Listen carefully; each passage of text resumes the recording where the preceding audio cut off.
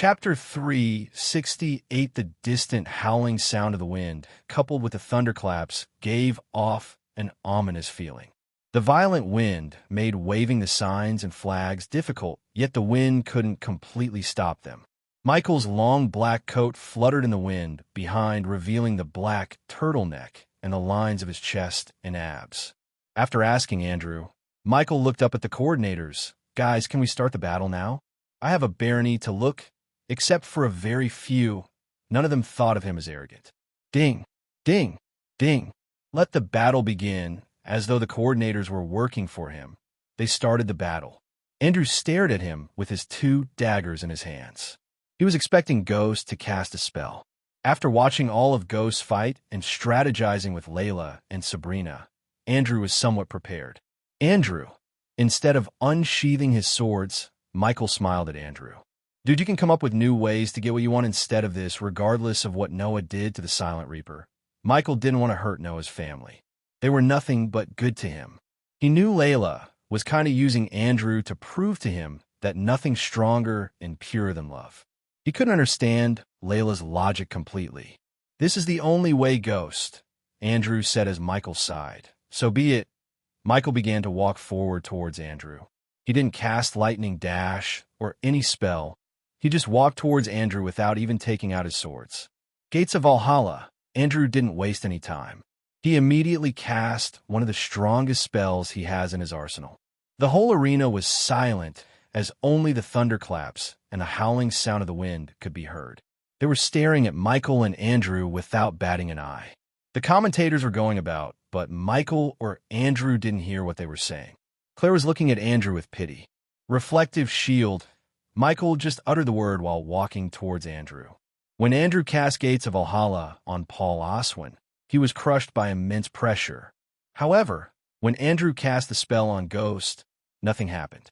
Ghost was just a few meters away from Andrew. Emerald Thorns.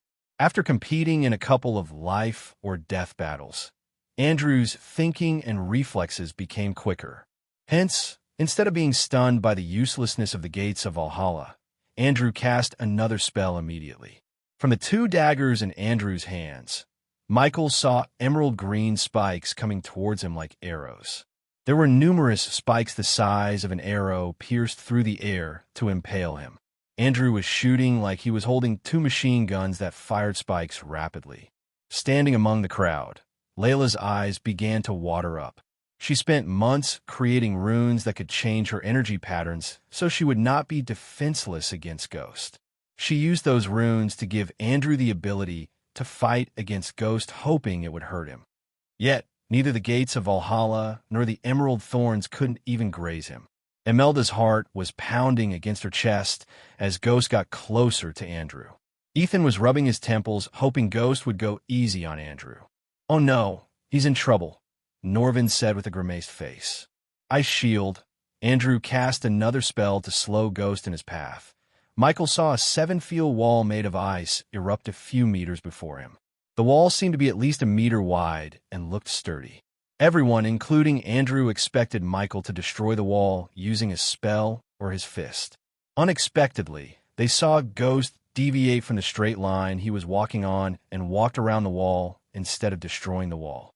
Andrew, who placed an explosive rune that would bounce the attack power back to the attacker, had a troubled look on his face. All the opponents Andrew faced got defeated by either of the 3 spells he just cast. The spell had Layla's fusion stage power behind it. Hence, a core formation cultivator couldn't take the attack of Andrew. However, Michael was immune to Layla's attacks. Therefore, Andrew, who had Layla's power, couldn't even touch him. Without Layla, he's as weak as a blind, sick puppy, Michael sighed inside. He actually felt pity for Andrew. After realizing long-range attacks were not working, Andrew changed his tactic. He activated the runes on his dagger as several golden symbols began to glow on the daggers. "Don't do it, Andrew," Diana mumbled under her breath, looking at her nephew leaping higher into the air to attack Ghost with his daggers. Since Andrew would not be able to learn swordsmanship in a few weeks, Noah taught Andrew how to fight with daggers. It had been a big help to Andrew in the tournament against other opponents. But Diana knew against a swordsman like Ghost who seemed to have mastered the swords. Andrew was like a child. Seeing Andrew descending upon him, Michael just shook his head disappointedly. The people were on the edge of their seats.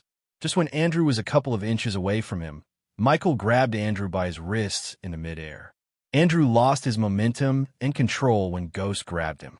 His movement was extremely fast, as Andrew didn't even see Ghost move his hands. Andrew's feet touched the ground. He looked Ghost in the eyes while struggling to get out of his hold. If there's a next time, don't depend on others to fight your battles. Andrew felt his heart skip a beat hearing his words. His words sounded as though Ghost knew he was cheating in the tournament. Chuck. The very next moment, Andrew felt immense pain in his head. The crowd saw Ghost's head, but Andrew so hard that the sound of their head clashing reverberated through the silent arena. Michael slowly trusted Andrew's wrists as Andrew's face muscles began to twitch in pain. He head-butted Andrew again without giving him much time to let out a cry of pain. A sound of bone cracking could be heard when Ghost head-butted Andrew. In the giant mirrors, they all saw Andrew's nose bent weirdly sideways as blood poured out of his nostrils. If it wasn't for the excruciating pain in his wrists, Andrew would have fainted. The world around him started to spin. Most people expected Michael to break Andrew's wrists, but he proved them wrong by slamming Andrew on the ice shield. Andrew erupted. Boom! The booming noise sounded across the arena, while pebbles of ice crumbled down due to the force of Andrew hitting the wall. The force and pain immediately made Andrew cough up blood. Ghost slammed him again on the ice shield like Andrew was a rag doll. When he slammed Andrew the second time, the rune Andrew placed on the wall glowed as the ice shield exploded with immense force. Andrew!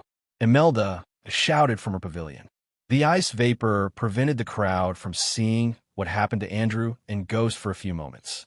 When the fog created by the ice vapor faded away, they saw Ghost was standing beside Andrew, who was lying on the ground, coughing up blood. Give up, Andrew, Michael said, looking at Andrew at his feet. He didn't even use a fraction of his power. Nonetheless, Andrew was almost at death's door.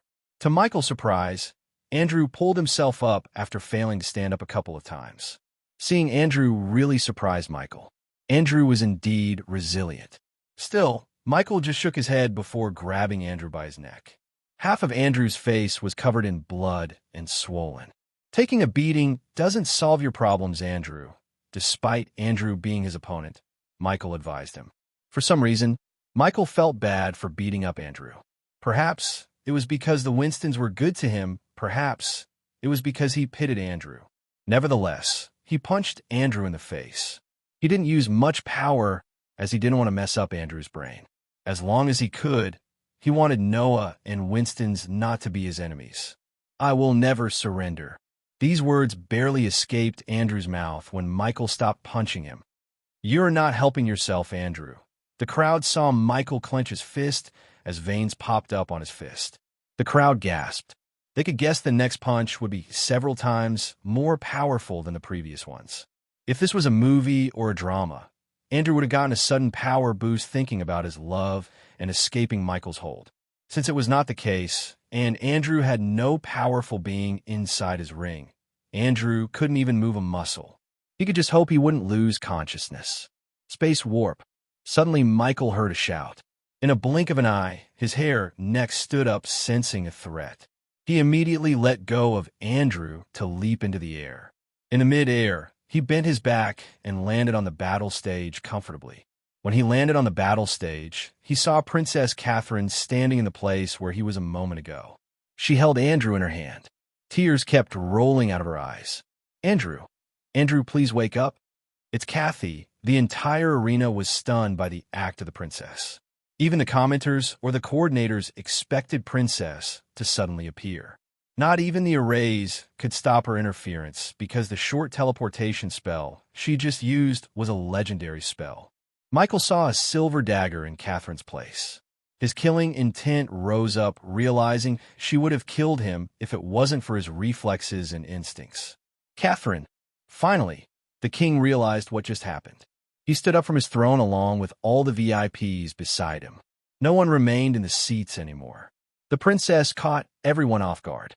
"I am going to kill you." Michael, along with the entire arena, heard the princess let out a murderous grumble. Chapter 369. Princess, you are nothing, your majesty.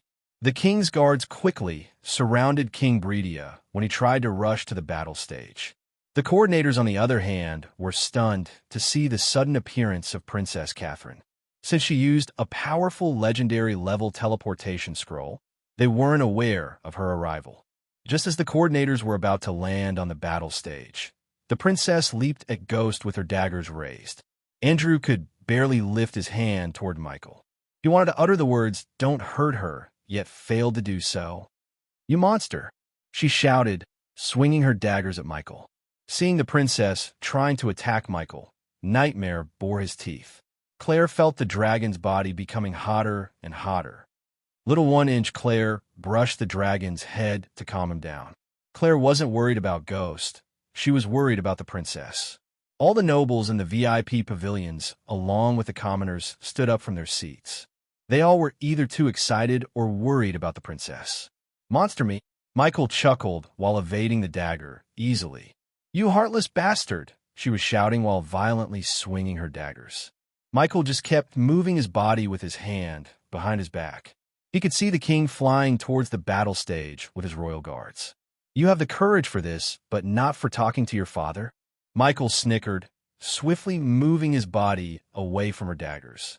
He moved like water, swift and smooth.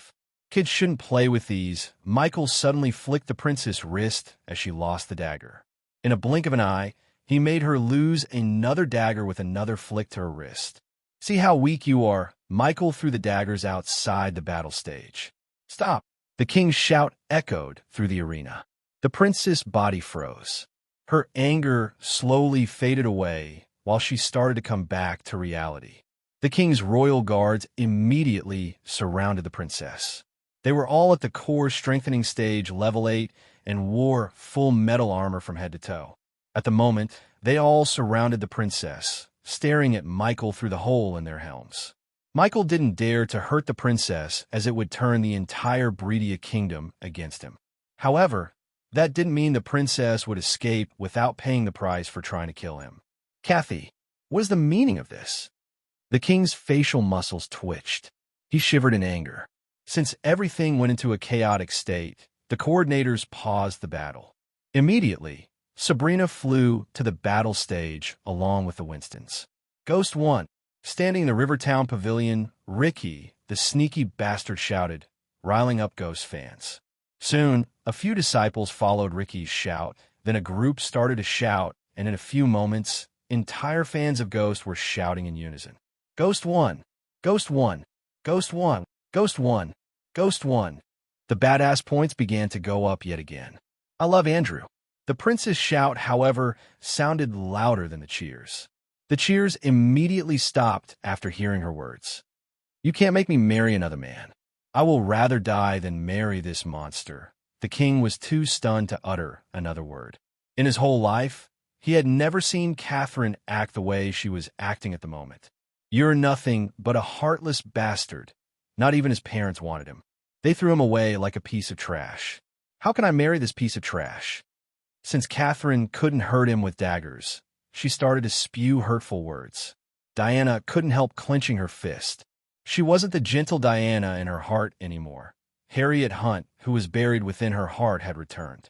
She wanted nothing but to rip off the prince's throat. "Me? Piece of trash?"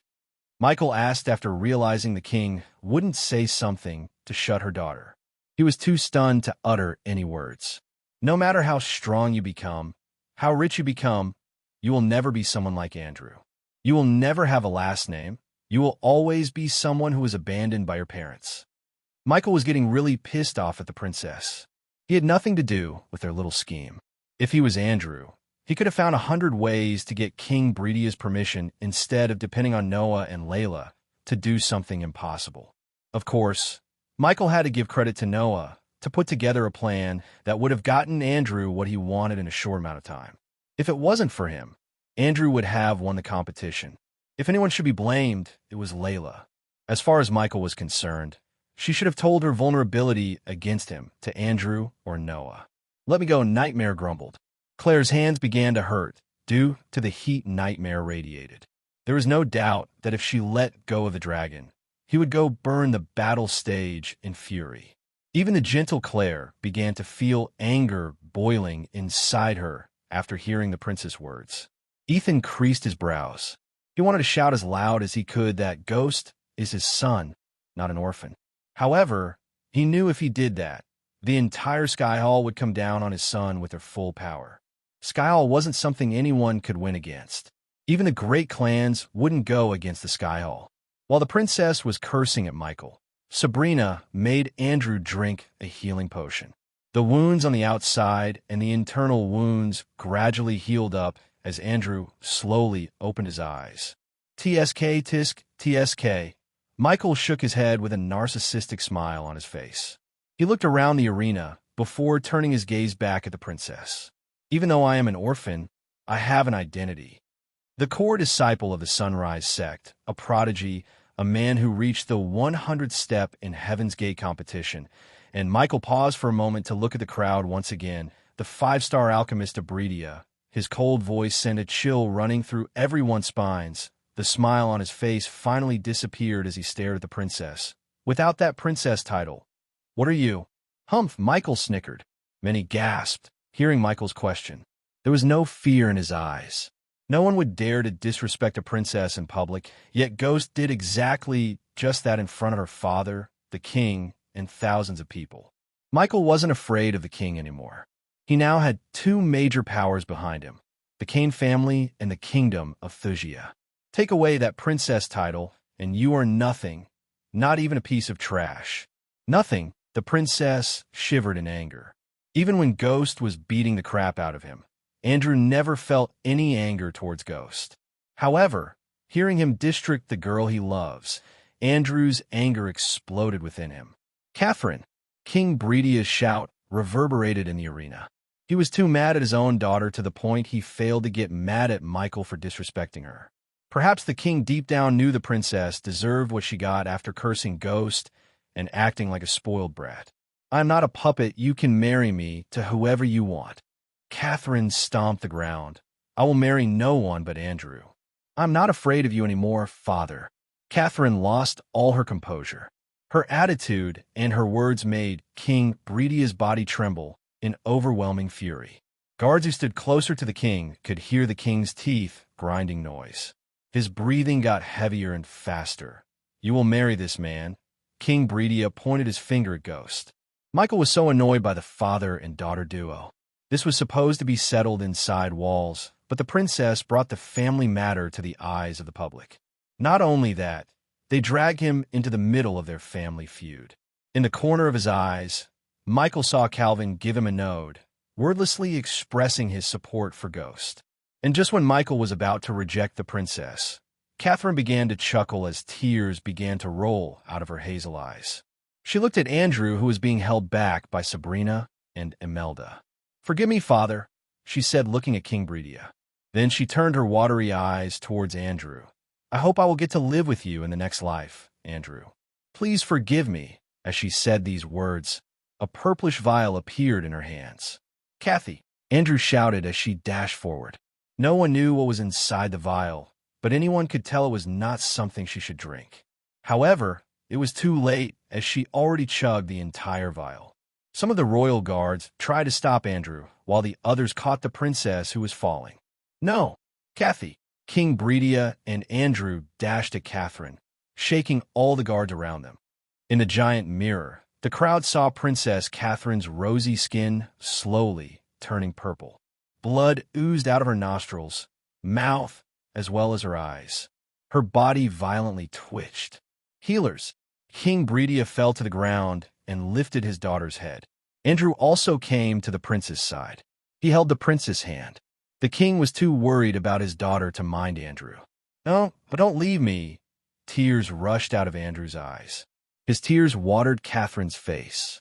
Seeing his daughter's body twitching violently in his arms, King Bredia's heart ached in pain. The flashes of him holding the princess for the first time when she was born flashed across his eyes. That was the happiest day of his life. At the moment, he was not a king, but a failed father. Well, this is an interesting turn of events. Unlike Andrew and the king, Michael wasn't shedding any tears. He was looking at the princess with a blank expression. As far as he was concerned, they could just hold a funeral on the battle stage. He couldn't care less. All he wanted was the rewards, the barony. He had a few plans for the Bradford barony. If you like this chapter, please comment, send Power Stones. If you really like this chapter and my novel, consider sending me gifts as it would motivate me to put out more chapters. Any criticism, feel free to bash me in the comments. Chapter 370, Healers. Both Andrew and King Bredia screamed as loud as they could. Move! Suddenly a melodious voice sounded through the battle stage. The royal guards immediately tensed up, looking at the hooded figure slowly descending from the sky. In the midair, the figure removed the cloak to reveal her angelic face.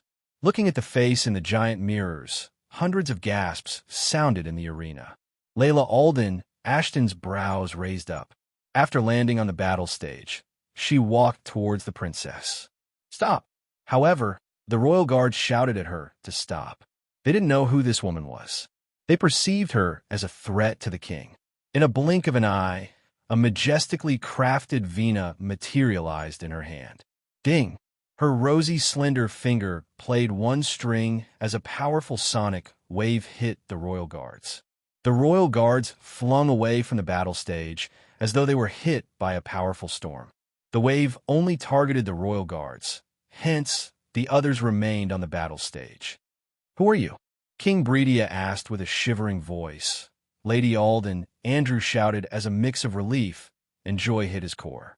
He heard Noah talk about Layla's healing powers. Guards! King Bredia's mind went black seeing the purplish body of his daughter. He didn't want anyone else to harm his daughter. He was acting crazy in others' eyes. I wouldn't do that if I were you, King Bredia. You asked for healers, and she's the best. Ashton finally opened his mouth. The wielder of Angel's Vina, Layla Alden, King Bredia felt a chill running through his spine. He had heard about the legend of Layla Alden, but never thought he would see her in real life. Finally, a small sliver of hope emerged in his heart. Ignoring all the shocked faces, Layla walked straight toward she knelt on one knee beside Catherine. The princess' rosy, smooth skin had completely turned purplish. Her body wasn't twitching as it was a few moments before. Layla placed her hand on Catherine's forehead and closed her eyes. Please save her, Andrew mumbled while sobbing like a little child. This is too stupid, overdramatic, and illogical, Michael thought inside. It was not as he would have married her on the spot. He had everything figured out.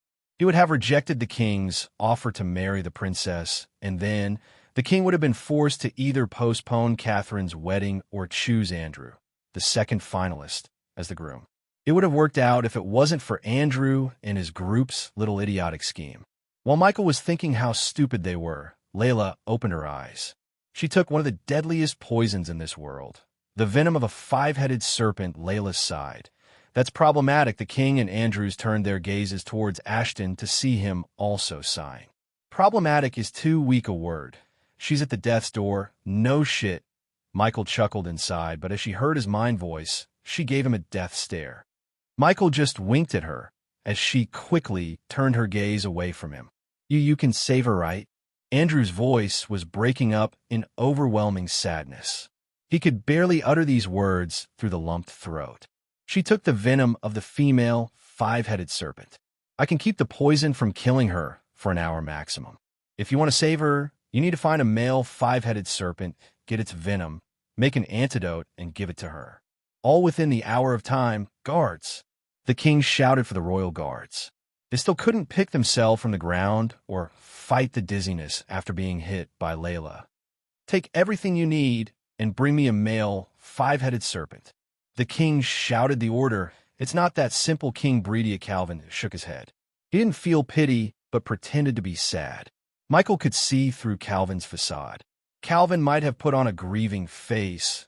Inside, he couldn't care less about what happened to the princess. Five-headed serpent is a rare creature which can only be found in the deepest pits of the fire realm. Even if someone goes the fire realm within an hour by some luck, finding it and killing it within an hour is impossible. Just as King Bredia would shout at Calvin for being negative, Ashton also sighed. He is right. It's impossible. I don't care if I have to send an entire Bredian army to the fire realm. I will not let my daughter die here. King Bredia held Catherine's close to his chest. Even if you find everything in an hour, brewing the antidote would take longer than an hour, Layla said. Andrew and King Bredia felt their hopes die within them when they heard Layla. She was the best healer in the world, yet even she didn't seem like she could save Catherine. No, no, no. Catherine, you can't leave me. You all I have left in this world, the king cried. Many commoners couldn't help shedding tears looking at the scene. It was a tragedy, and everyone felt sad. Unless you have me. Suddenly they heard Ghost's voice as everyone turned to look at him. Michael smiled, flicking his wrist as a chair appeared on the battle stage before him. He sat on the chair backward and looked at the king, Andrew, Layla, and the Winstons. Sitting in front of the king without asking his permission was a crime in Bredia. It was a sign of disrespect towards the king. Thus, the king could imprison Ghost if he wanted to. However, Michael knew when to back off and when to show his claws.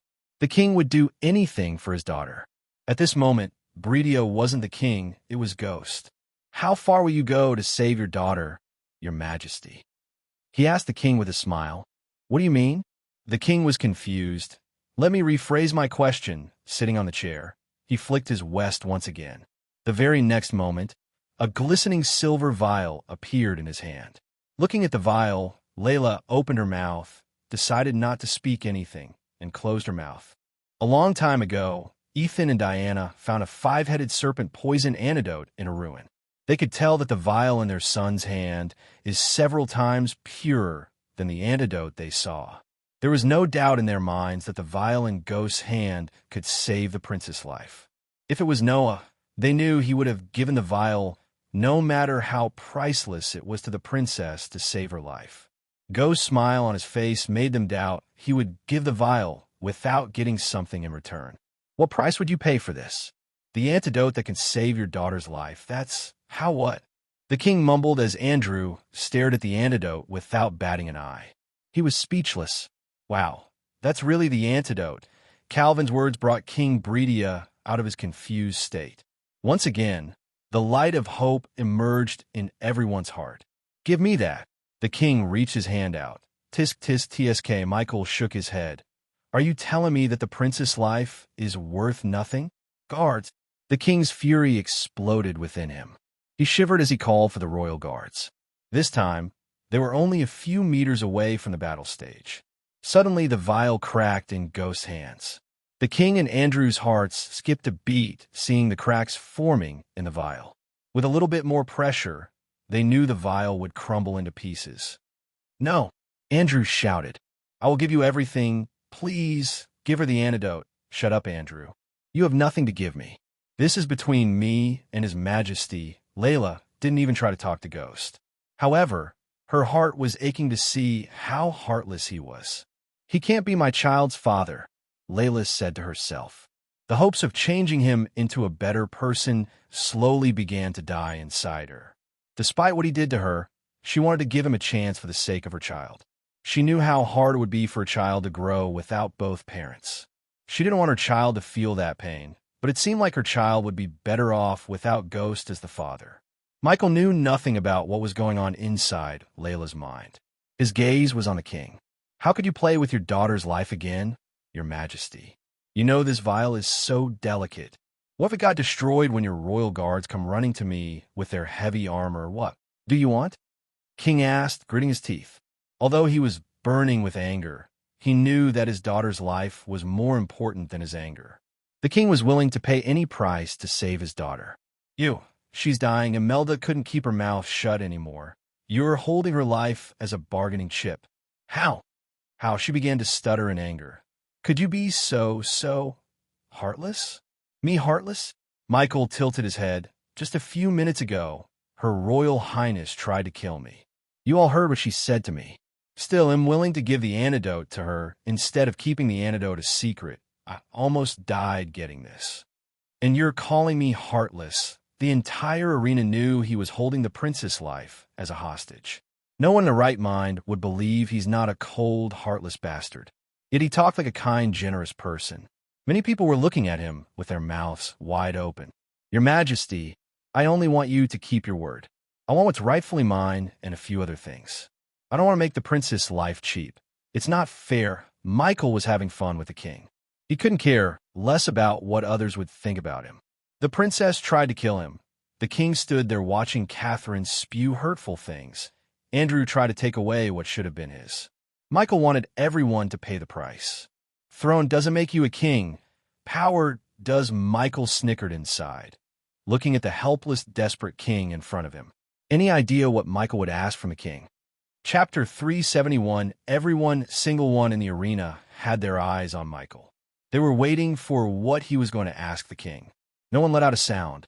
If someone dropped a pin right at this moment, it would make a loud sound. The arena was deadly silent. Michael stood up from the chair, put his hand behind his back, and took several steps toward the edge of the arena. I don't give a damn about who wins this tournament.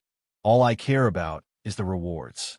So as you promised, Your Majesty, I want the Bradford barony. No one gasped hearing his words as they did after his next words. I want you to announce Bradford, the river town, and all the surrounding areas as an independent kingdom ruled by me and the Sunrise sect. Ashton knew Ghost is an opportunist and power-hungry young man, but when he heard Ghost just ask the king to make him a king, he felt goosebumps. Calvin, on the other hand, praised Ghost wholeheartedly. If King Bredia let go of Bradford, the river town, and the surrounding areas as Ghost asked, it would certainly make Bredia weaker. However, the king had no choice unless he was willing to let Catherine die. Any weak kingdom was a prey to be hunted and merged into the Thusia Empire. Hence, Calvin supported Ghost's claims. We have to do something, Peyton. Arrest him and make him give up the antidote, Zanali growled, looking at Ghost. As a guardian, Peyton wanted to stop Ghost from toying with the prince's life. Yet, even without Peyton's complete realization, the seed of hatred towards Noah sprouted in her heart. One could not blame Peyton. She dedicated her life to Guardian Guild. Unlike other beauties, she had no boyfriend. She didn't have fun. She didn't host galas or balls. She only focused on serving the Guardian Guild. In return, she expected the guild to treat her fairly. When everyone thought Lucifer was just a run-of-the-mill psycho killing people at night, she was the one who suspected him to be a big threat. She put together the operation that led to the destruction of his base and almost caught him. Instead of her getting praises and the reward she deserved for the work she did, Noah ended up leading the team. Moreover, the Alpha Guardian was talking about making Noah a Guardian Captain instead of her. She was 14 years old when she started to work for the Guardian Guild. What she couldn't get in 14 years, Noah got that within a year. It was not fair, she thought. If we interfere, he might destroy the antidote. This is between him and the king. But Peyton, I said this is between him and the king. Her voice sounded colder as Zanali quickly closed her mouth. On the other hand, Claire and the elders were speechless. Claire wanted to stop Michael, ask him to give the princess the vial first, and then negotiate with the king. Claire wasn't as hypocritical as the others. She very well knew the princess had no right to berate Ghost like she did. In the future, if he needed that antidote, he wouldn't have one. There was no need for him to give that vial for free. However, Claire pitted the king and Andrew. She wanted Ghost to first save the princess and then negotiate with the king. But she was also not as naive as she used to be. Her mind told her that if Ghost gave the king the antidote, there was no way the king would give him everything he asked. The king could even arrest him for negotiating with him. She's dying. Elder Sandra tried to stand up, but was stopped by Elder Reiner. Did you all forget that the princess tried to kill Ghost? If he was 1 second slow, it would be him lying on the stage, Elder Reiner said with his usual bright smile on his face. Elder Reiner, we teach our disciples humanity, kindness, and forgiveness. What he's doing is against everything we stand for. Claire was in a conundrum hearing the conversation between Sandra and Reiner. Both of them seemed to be in the right. Look at the king. He's not the king of Bredia anymore. He's just a desperate father. We should help him, Elder Sandra said. Elder Sandra. Elder Reiner yet again stopped her by holding her wrists. Do you remember the times we went to meet King Bredia asking for a loan? Elder Reiner's question brought back some bad memories. Claire especially gritted her teeth. The elders lost pity for the king after what Elder Reiner asked them. Let me refresh your memories. The king of Bredia, His Majesty asked Claire to be his concubine. Do you want me to spill out what he really wanted? The smile on Reiner's face disappeared. For the first time in their life, some of the disciples saw Elder Reiner looking cold. He was always a warm, kind, and witty person. And do you want me to remind the times the king ordered us to accommodate a part of the Bredian army who harassed our female dispels and raped some of them? Elder Reiner's words got colder and colder. He didn't give a damn about those girls. Those girls were traumatized for their life. 50 gold coins, that's what the king gave them. Kindness, humanity, and forgiveness is for only those who deserve it, Elder Sandra. Elder Sandra was out of words for a few moments. We can't let the princess suffer for what her father did. She's innocent. She tried to kill Ghost because of love. Meanwhile, Michael was looking at the king's trembling. Each second passed by. The king's worry overshadowed his anger. A kingdom obviously can't survive without financial and military power. After all, Your Majesty won't feel good if someone else took away something you generously offered. Michael paused for a second, looked at the people staring at him with wide-open mouths, and continued, I won't ask for much, but 1/3 of the Bredian army and financial support for a full year until we get back on our feet. The king almost spurted out blood hearing his outrageous requests. Financial support he could provide as Bredia was a preposterous kingdom. However, giving up 1/3 of the army would weaken the military power. I also want a peace treaty with Your Majesty. We can't have some stupidly loyal general wage war against my kingdom, can we? Some of the people of Bradford were worried about his request. They were worried that they would be led to poverty under the rule of a cruel, ruthless person like him. However, the people of Rivertown were incredibly joyful and excited. They knew their life was much better after Ghost joined the Sunrise sect. He wasn't even a ruler of the town, yet he did so many things that the king never bothered to. I won't ask for anything else except for a little tour around Your Majesty's treasury. Since I'm giving such a valuable item, I'm sure Your Majesty would want me to take something else in return. Her condition is worsening, Layla said, looking at Catherine's body twitching violently. Ghost, please, I beg you, give me the antidote, Andrew pleased. I'm just waiting for His Majesty to agree to everything I asked. Give me the antidote. King Bredia yelled, but Michael shook his head. I want the official documents with your sign, Your Majesty, you bastard. The king couldn't keep his anger contained. Relax, Your Majesty. What if you throw me in jail after getting the antidote? It's better we go with official documents, I right, Calvin? Michael turned to look at Calvin nod. Of course, documents are better than just words of agreement. Meanwhile, Catherine's were violently twitching as purplish blood oozed out of her pores. The purplish blood painted her body purple. Ghost, it will take time to draft documents. Can't you just take His Majesty's words? Ethan asked, try to convince Ghost. He didn't want his son to make an enemy out of the king.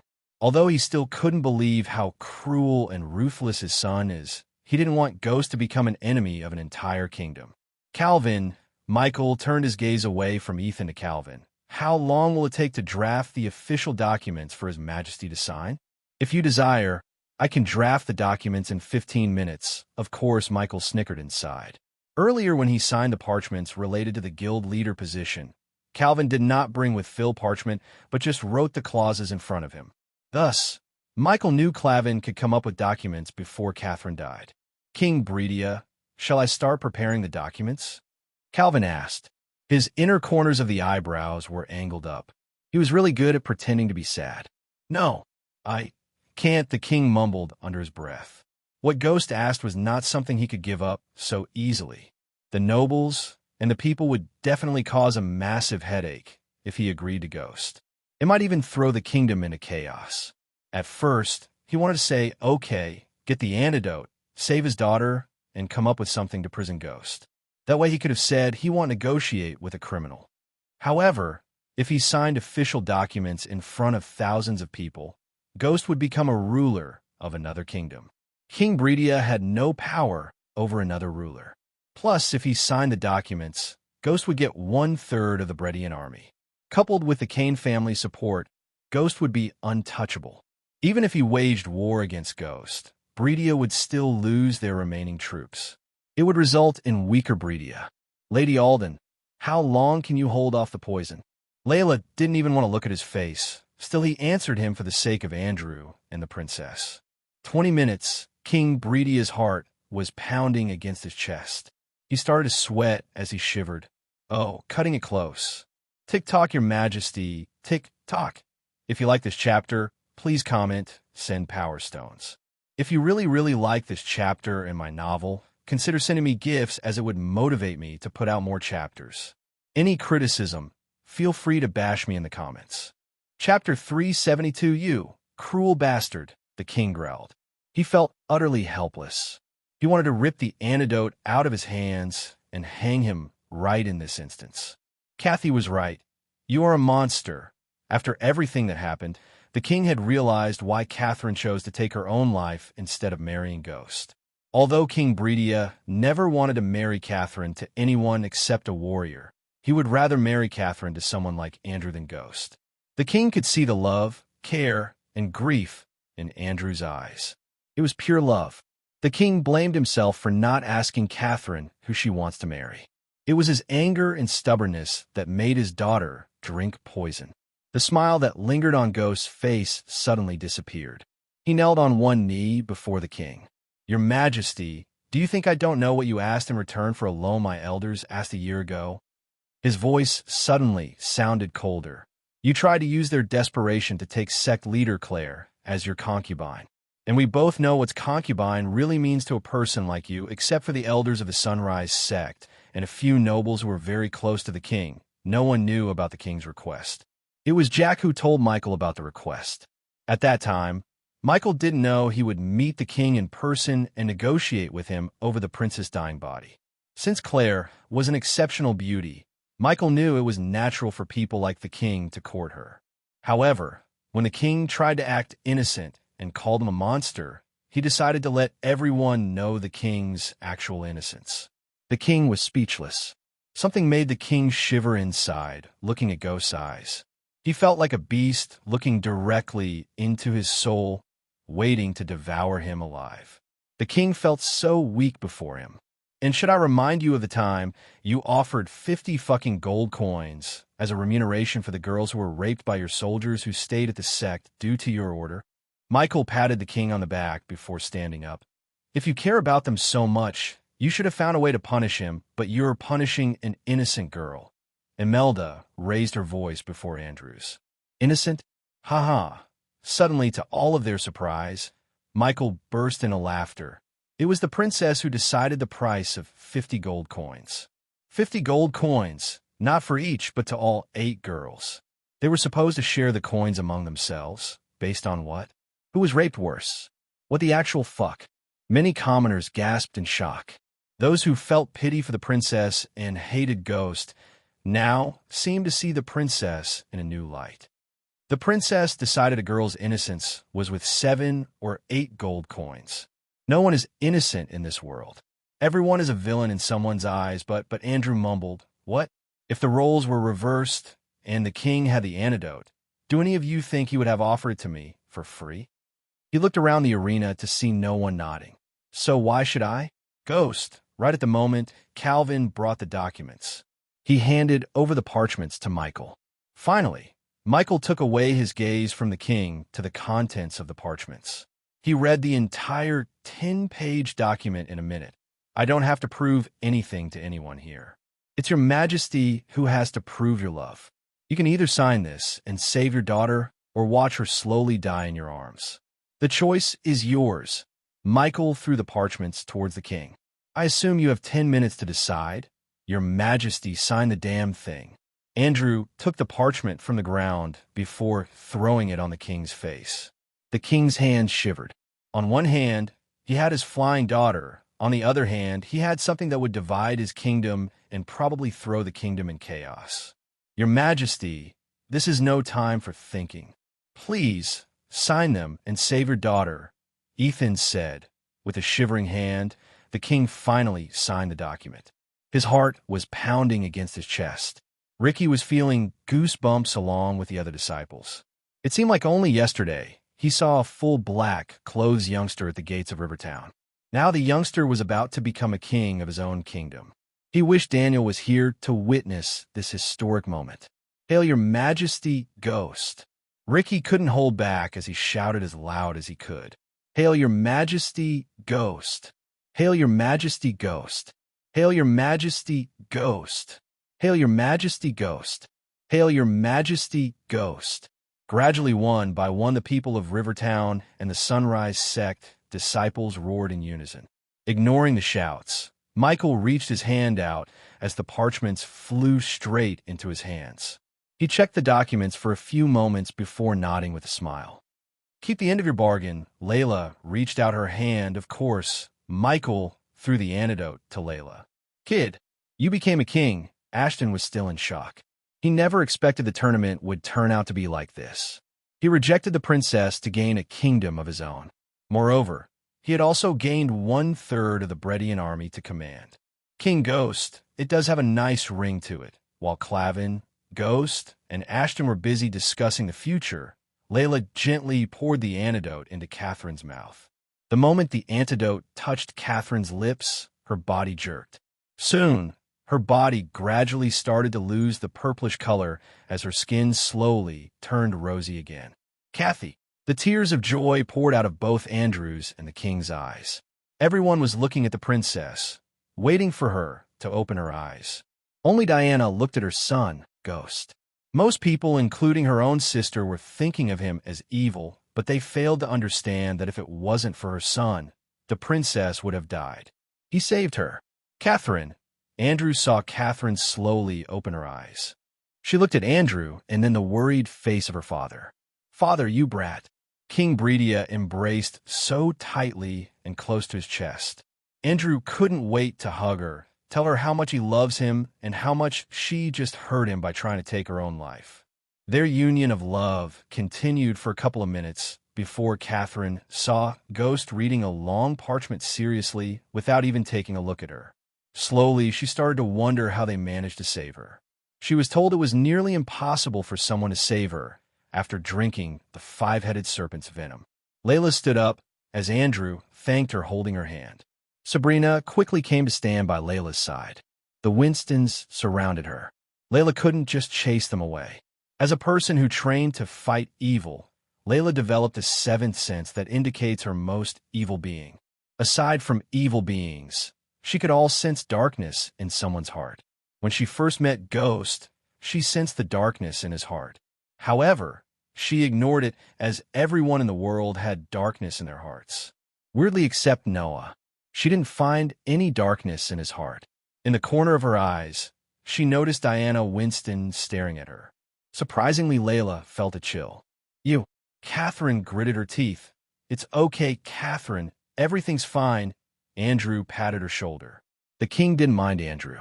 He had already decided to marry Catherine to the man she truly loves, Andrew. "Hey, a princess." Like nothing happened, Ghost smiled at Catherine. Catherine saw he was brimming in joy.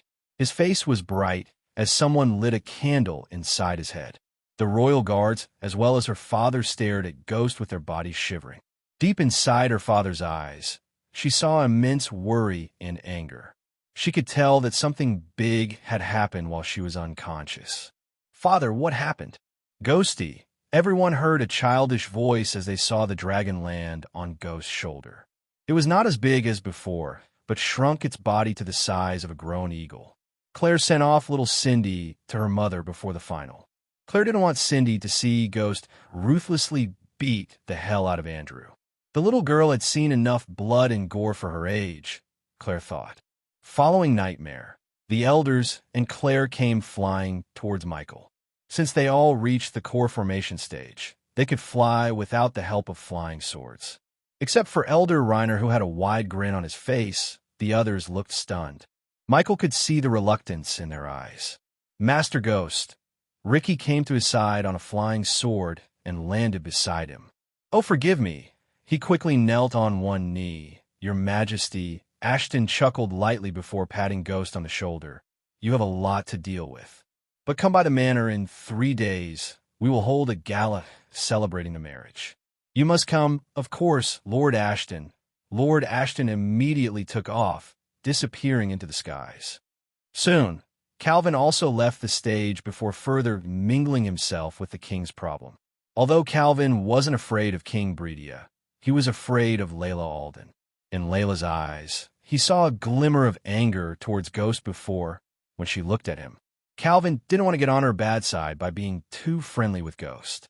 "We need to talk." Just as Michael was about to talk to Claire and the elders, he heard Layla's voice. All the eyes on the battle stage and the arena turned back to look at Layla and Ghost. Some guess Ghost just made Layla mad enough to get his ass kicked. "Can we talk later?" "I'm kind of busy here," many gasped in shock. They couldn't believe he was actually ignoring a country-toppling beauty. Most of all the men in Elon would die to just have a short conversation with her, yet Ghost shrugged her off. Layla, however, didn't say anything more, but came to his side. She grabbed his elbow. In a blink of an eye, she took off into the sky with Ghost. Nightmare couldn't even understand how he landed on the ground. She was too fast. What just happened? If you like this chapter, please comment, send Power Stones. If you really like this chapter and my novel, consider sending me gifts, as it would motivate me to put out more chapters. Any criticism, feel free to bash me in the comments. Chapter 373, The breezes climbed the mountain slopes until the air became cool enough to condense its vapor to drizzle. On a mountain top, the rocky peak, everything beneath seemed so small yet beautiful. Michael and Layla landed on this lonely mountain peak. Along with thunderclaps, the streams of lightning on the horizon indicated the coming heavy rain. Layla stood on the edge of the mountain peak, looking at the distant horizon.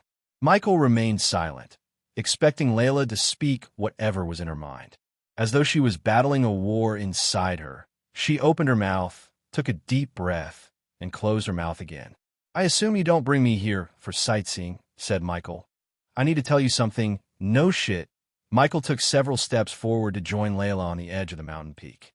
Layla turned her head sideways to see his calm face. She just stared at his face for a couple of minutes before finally letting out a heavy breath. "I am pregnant with a spirit child of yours." Michael almost fell down from the mountaintop. His calm face immediately took a 180 turn. His heart started to pound against his chest as he slowly remembered what happened inside the treacherous ocean. "System," Michael growled in his mind. "What?" "The system informed you that there's a chance of a spirit child forming inside her. The system made sure the spirit child won't inherit any of your characteristics and talents. The child will see the world in a few weeks for the first time in a long time." Michael's mind went blank.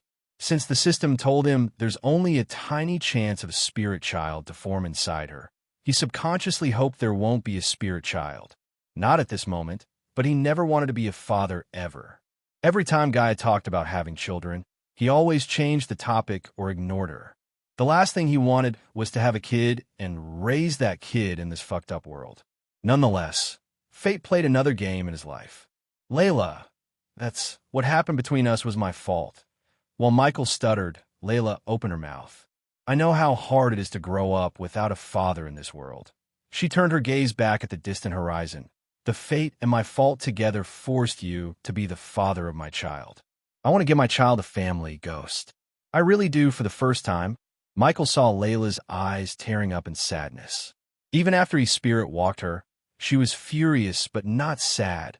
At least he didn't see her sad. "But you can't be my child's father, Ghost. Not after everything I've seen. I would rather raise my child alone than letting the child inherit the darkness inside you." "Are you fucking kidding me right now?" Michael lost his cool when he heard Layla. Although he was not perfect father material, he couldn't keep his mouth shut when he heard her talk about darkness. "You people are talking like I'm the only bad guy in this world. You think Andrew is a saint because he is in love with the princess and was prepared to die for her. His anger towards the people's hypocrisy overshadowed his worry about the spirit child. Andrew killed a guy who never showed any intention to kill him with your help.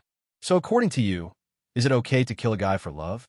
Layla sensed a murderous aura radiating from him. He was sick and tired of people judging him and branding him as the big villain. The so-called guardians had done worse things than him.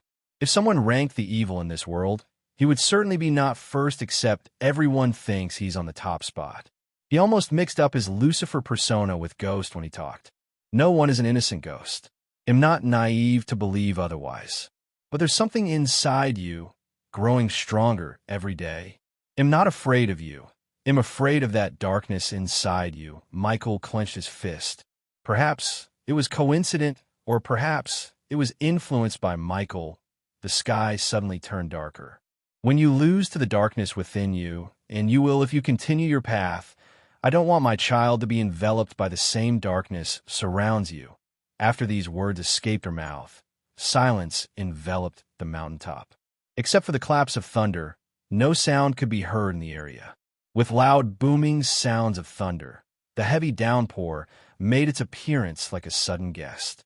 The downpour was so heavy that each drop was as large as a cartoon tear, and they felt like gravity had been turned up a notch. In a few blinks of an eye, the two of them were completely drenched in rain. As though the rain had washed off the burning anger inside him, Michael sighed. My so-called darkness won't harm your child, Layla. Layla saw a smile dosed with gloom on his face. You know, I never wanted to have kids of my own. Even with Elia, he looked at the distant horizon. I was abandoned by my parents. The last thing I want to do is to do the same to my kids. But you are right. The spirit child will be better off without me. I never considered that maybe my parents too abandoned me because they thought I am better off without them. The thunderclaps reverberated the mountain top as though they were agreeing with Michael. I know even you don't understand, but if your child asked about its father and why he abandoned him, tell the child I had no choice and I did it for its own good. It is the truth. Michael was almost certain that his enemies would find a way to use the child against him. He was trained to take out any potential enemies before they could become a threat to him. He always abided by this rule. Still, even when he knew the child would be turned against him by his enemies, he decided to let the child be. The child was innocent and pure. He knew how painful it is for a child to grow without a family to feel belonged to, without a mother to love, without a father to guide and protect. Michael had already punished this child by deciding to leave the child instead of being a father to it. He couldn't get himself to hurt the child anymore despite he knew the child might become a threat to him in the future. However, remember this, Layla. He turned back his gaze from the distant horizon to Layla. Protect your child. Layla was threatened by the sound of his grave voice. Protect from who? Me. Another thunderclap boomed just after he said, Do not let your child be used against me. My enemies will stop at nothing, and so do I, Michael warned. Although he decided to spare the child, if the child tried to kill him in the future, Michael would end the child's life in a blink of an eye. Even if he didn't, Gaia definitely would. Ghost, for the sake of our child, why can't you just leave everything behind you and come with me? Although she already decided not to let Ghost be a part of the child's life. After hearing him, she tried to change him one last time, for the sake of their child. The tears drops mixed with water droplets rolled down on her rosy cheeks. I can't, Layla. Even if I wanted to, I just can't. Like you said, it'll do more harm than good to the child if I'm around. While tears rushed out of her eyes without her control, she saw him walking towards her. He lifted her palm before placing a rather normal-looking chain with a coin-sized sun attached to it in her hand. Maybe if I didn't meet Elia and fall in love with her, we might have ended up different instead of being like this. Layla saw a smile that hid the sorrow in his heart. He picked up the chain as she put it around her neck. She wanted to stop, yet she simply couldn't. The child is lucky to have you as its mother, Layla. Every single fiber in her body wanted to embrace him despite how he made her feel before. All the anger, fury, and everything faded away from her heart in an instant. But before her heart could overpower her mind to make her embrace him, he took several steps back from her. Both of them looked into each other's eyes in silence for a couple minutes. Then Layla said, I want something else from you, Ghost. This will be the last thing I would ask from you. Her voice was shaking in a mix of emotions. Ask, I need your blood to give the child a physical body. That dash. Her words were interrupted when she saw him unsheath his sword from his back. Without uttering a single word, he cut his palm with his razor-sharp sword. The thick dark blood oozed out of the large cut. A vial immediately appeared in his hand as the blood drizzled into the vial, rapidly filling it with his blood. The vial slowly floated towards her as he turned back. The blood was still gushing out from his hand. Spoiled milk is still white, Layla. Everything you see and believe is not always right. Raise your child showing it how this world really works, Layla. He looked over his shoulder to give her one last look. Goodbye, Layla. As a strange emptiness and sorrow were filling up her heart, she looked at Ghost disappear into the dark clouds. Chapter 374. The barony of Bradford was built amidst the flora of a mighty jungle and was truly a classic phenomenon. Its appearance was matched by the backdrop of grand forests, which have helped shape the barony to what it is today. The trade resources these forests brought were of great importance, but they were also influential when it came to architectural designs, as the vast majority of buildings have been built with many natural elements to keep in line with the forests. The skyline was riddled with either elegant 2-story or majestic 3-story buildings. Life was great in Bradford. It had attracted a lot of attention. A few new cultures had left their mark, not just on trade and relations, but also upon the barony's identity. Bradford Barony contained 2 towns, Bradford and Rivertown. The 2 towns were separated by lush vast forest and Hinling River. The main road connecting the 2 towns was well maintained and paved with white stone. Thus, the road was called Pearl Road. Red maple trees stood on either side of the Pear Road, as though they were the guards of the road. At the moment, a heavy downpour was watering the maple trees as the trees kept waving in the wind. Except for 2 carriages pulled by Pegasi, nothing could be seen on the road. In one of the carriages was the first king of Kingdom Bradford. Unlike other kings, this king traveled with neither a battalion of soldiers nor a group of royal guards. It's beautiful. Michael pulled the curtain aside to see the dancing red maple trees. The last time he visited Bradford, he flew above the trees. Hence, he failed to see their magnificence. So, Ricky, what do you know about Bradford? Michael's question brought Ricky back to reality. He never thought he would become a right-hand man to a king. From a lowly gate guard to the right-hand man of a king. He couldn't believe the turn his life took ever since he met Ghost. Well, your majesty, the barony, shit. Ricky slapped himself in the back of his head. Kingdom of Bradford has 2 towns, Bradford and Rivertown. Though they call Rivertown a town, the town was in decline along with the Sunrise sect until you joined the sect.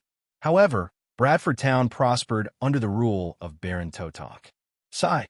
Michael heard Ricky let out a heavy sigh. What? Your majesty, it's that I feel pity for Baron Totonk. Is that so? Michael asked, gently brushing the head of sleeping Nightmare on his lap. Rumor has it that ever since Lucifer killed and hanged Miss Jane's body atop the manor, the Baron has lost his connection with reality. People say he has gone mad. What do people say about Lucifer? Michael asked as he had no idea about Lucifer. The name Lucifer made Ricky shiver. Unlike some cultists secretly worshipping Lucifer as their god, Ricky never wanted to meet Lucifer. The sight of Jane's horribly mutilated body gave him a nightmare.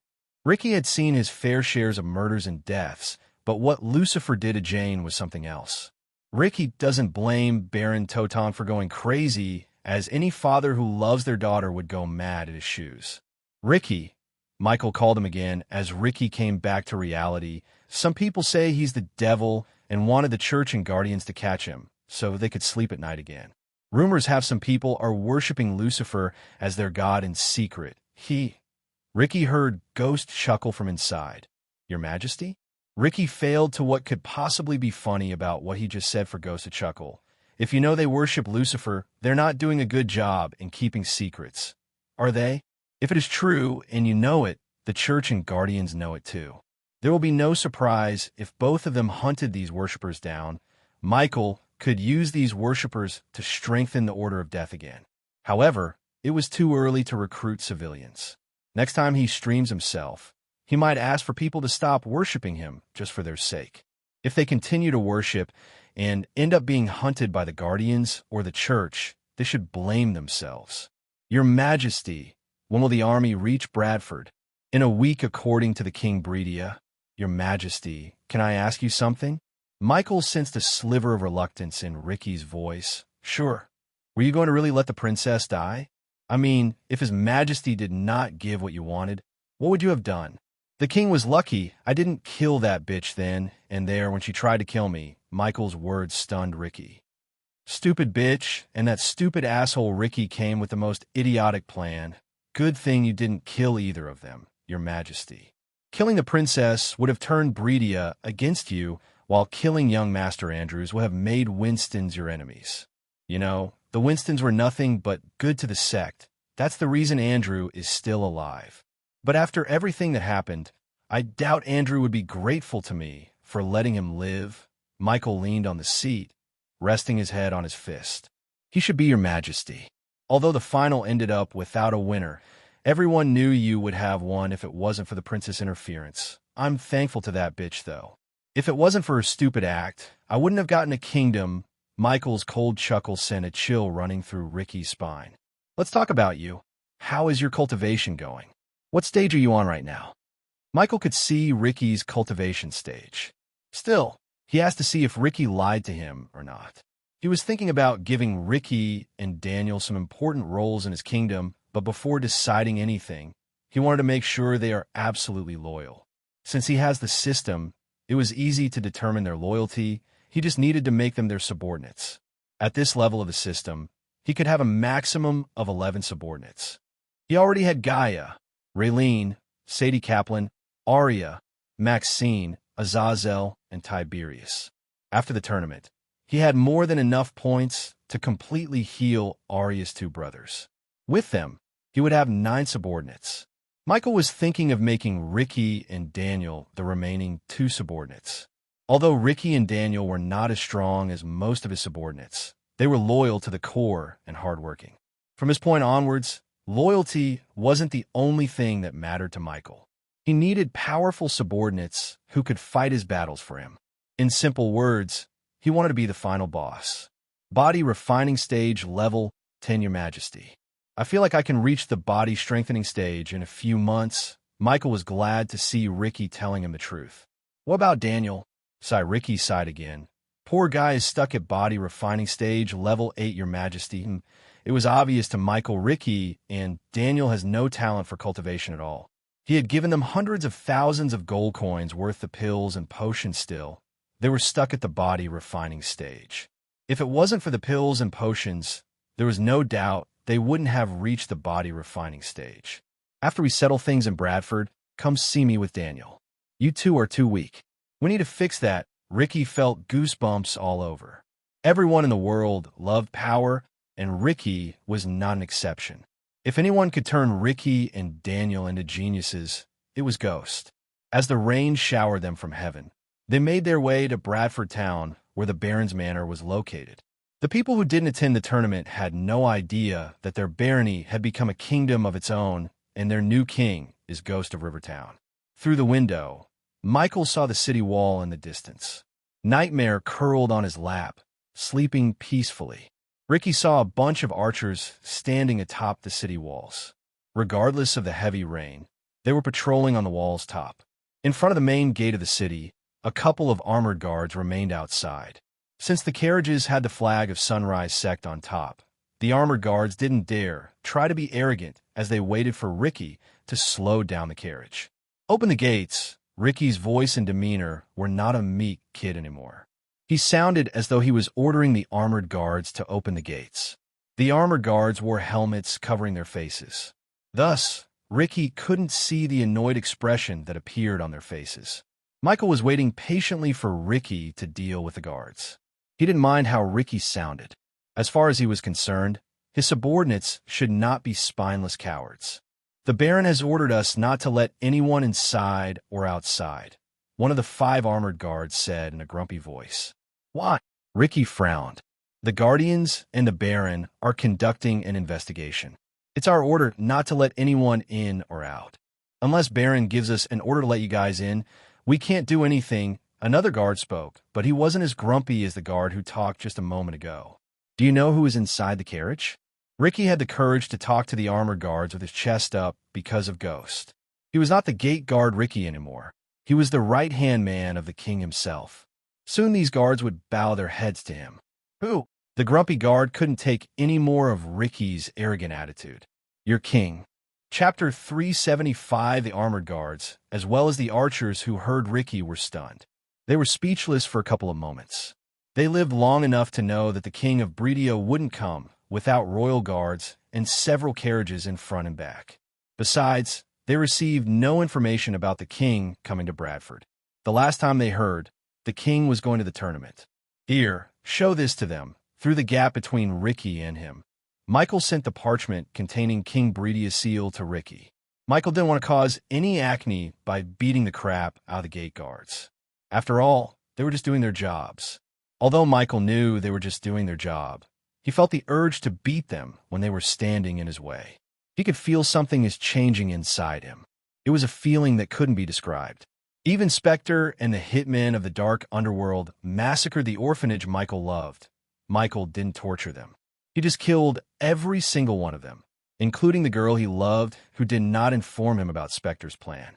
Never before he experienced the urge to torture except when he met Calvin. He wanted to torture everyone who betrayed Abras. He wanted to cause chaos. He asked the system about his new feelings, but the system had no answers. Yet, Michael could feel something different about him. The guard saw the young man taking a parchment from whoever was inside the carriage. Since the tournament winter celebration was meant to be held tomorrow, they never thought Ghost or any participants would come to Bradford. As far as they were concerned, the two carriages that have the flag of the Sunrise sect were occupied by the guests of the sect. Ricky jumped down from the carriage while keeping the parchment under his fur coat to prevent the rain from drenching it. "Who knows how to read?" Ricky asked as the guards looked at each other. Finally, an archer from the wall slid down from the ladder to come to them. Among the 12 guards in the vicinity, only one seemed to know how to read. Ricky wasn't surprised, though. It was not a requirement for a soldier to know how to read or write. Education was for the nobles and the rich. If it wasn't for Ghost's strict order to learn how to read or write, Ricky would have been just like them, illiterate. "Here." Ricky handed over the parchment to the archer. The armored guards were staring at the archer and the parchment in his hand. They might be illiterate, but they could tell the parchment definitely came from a royal or noble, seeing the quality of the parchment. The archer opened the parchment carefully to read the content. There weren't even minutes passed by when the archer's hands shivered as his eyes wide opened, as though they were about to pop out from their sockets. "What is it?" the other guards asked instead of answering. The archer swallowed a mouth full of saliva. Bradford has become a kingdom." The archer's voice trembled. The archer stuttered. "What?" The other armored guards asked the archer after a few moments of silence. Only the sound of heavy downpour filled the area. The soldiers couldn't believe the archer. Ricky couldn't see the expressions on their faces, but he could guess they were completely stunned using the silence. "Our new king," the archer kept stammering. All the soldiers had to wait for the archer to utter the name of their new king, is Ghost of River Town, as though the skies were waiting for the archer to utter these words. The moment he said the name, the thunderclaps reverberated through the city. "What you are holding is the king's decree and in one of your new king's hands. My first order to is open the damn gates for your king, his majesty Ghost." The armored guards looked at each other. "Open the gates," the archer said. His look on Ricky completely changed. Each soldier had several questions running in their mind. The soldiers slowly opened the giant wooden gates to reveal the town of Bradford. With a swift jump, Ricky landed back on the carriage. After spending time as Ghost's subordinate, Ricky picked some of Ghost's attitudes.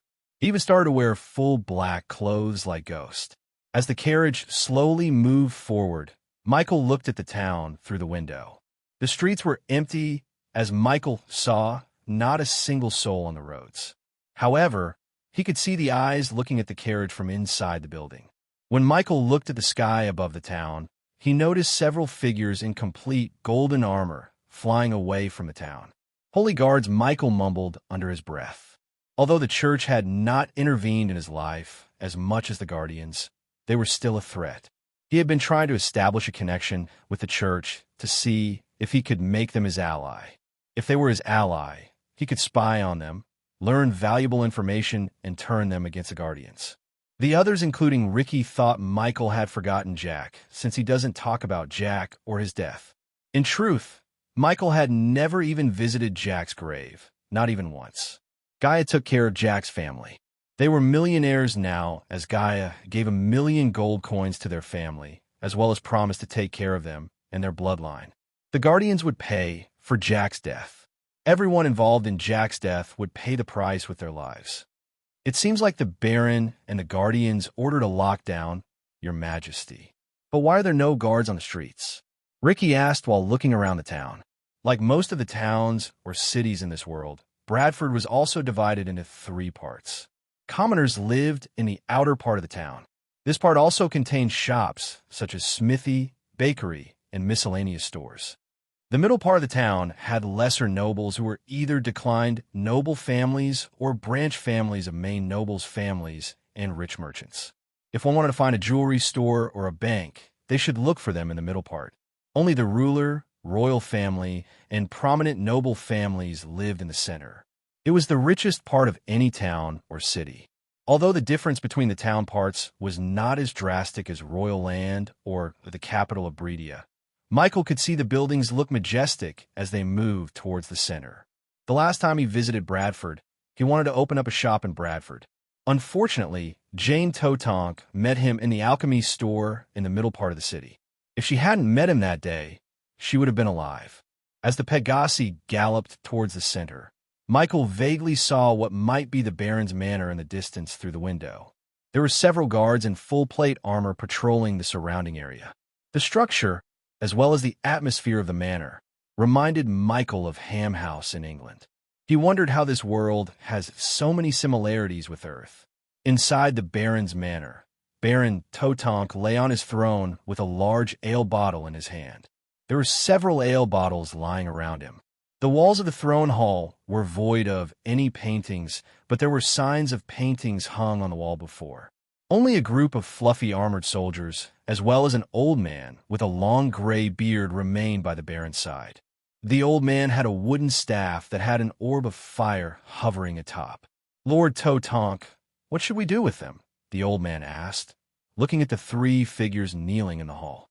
All 3 figures had their hands tied and heads covered with brown sacks. The brown sacks were soaked in blood. "Our spies informed that their families have contacted the Guardians, and they're bringing them here. Did they tell you something?" Baron Totonk asked in a grumpy voice. His eyes were bloodshot. He reeked of alcohol and piss. The noble-looking Baron Totonk they served was nowhere to be found. After Jane's death, the Baron had become a new man. "Unfortunately, no, my lord. They seem to know nothing about Miss Jane's demise." Demise? It was a fucking murder.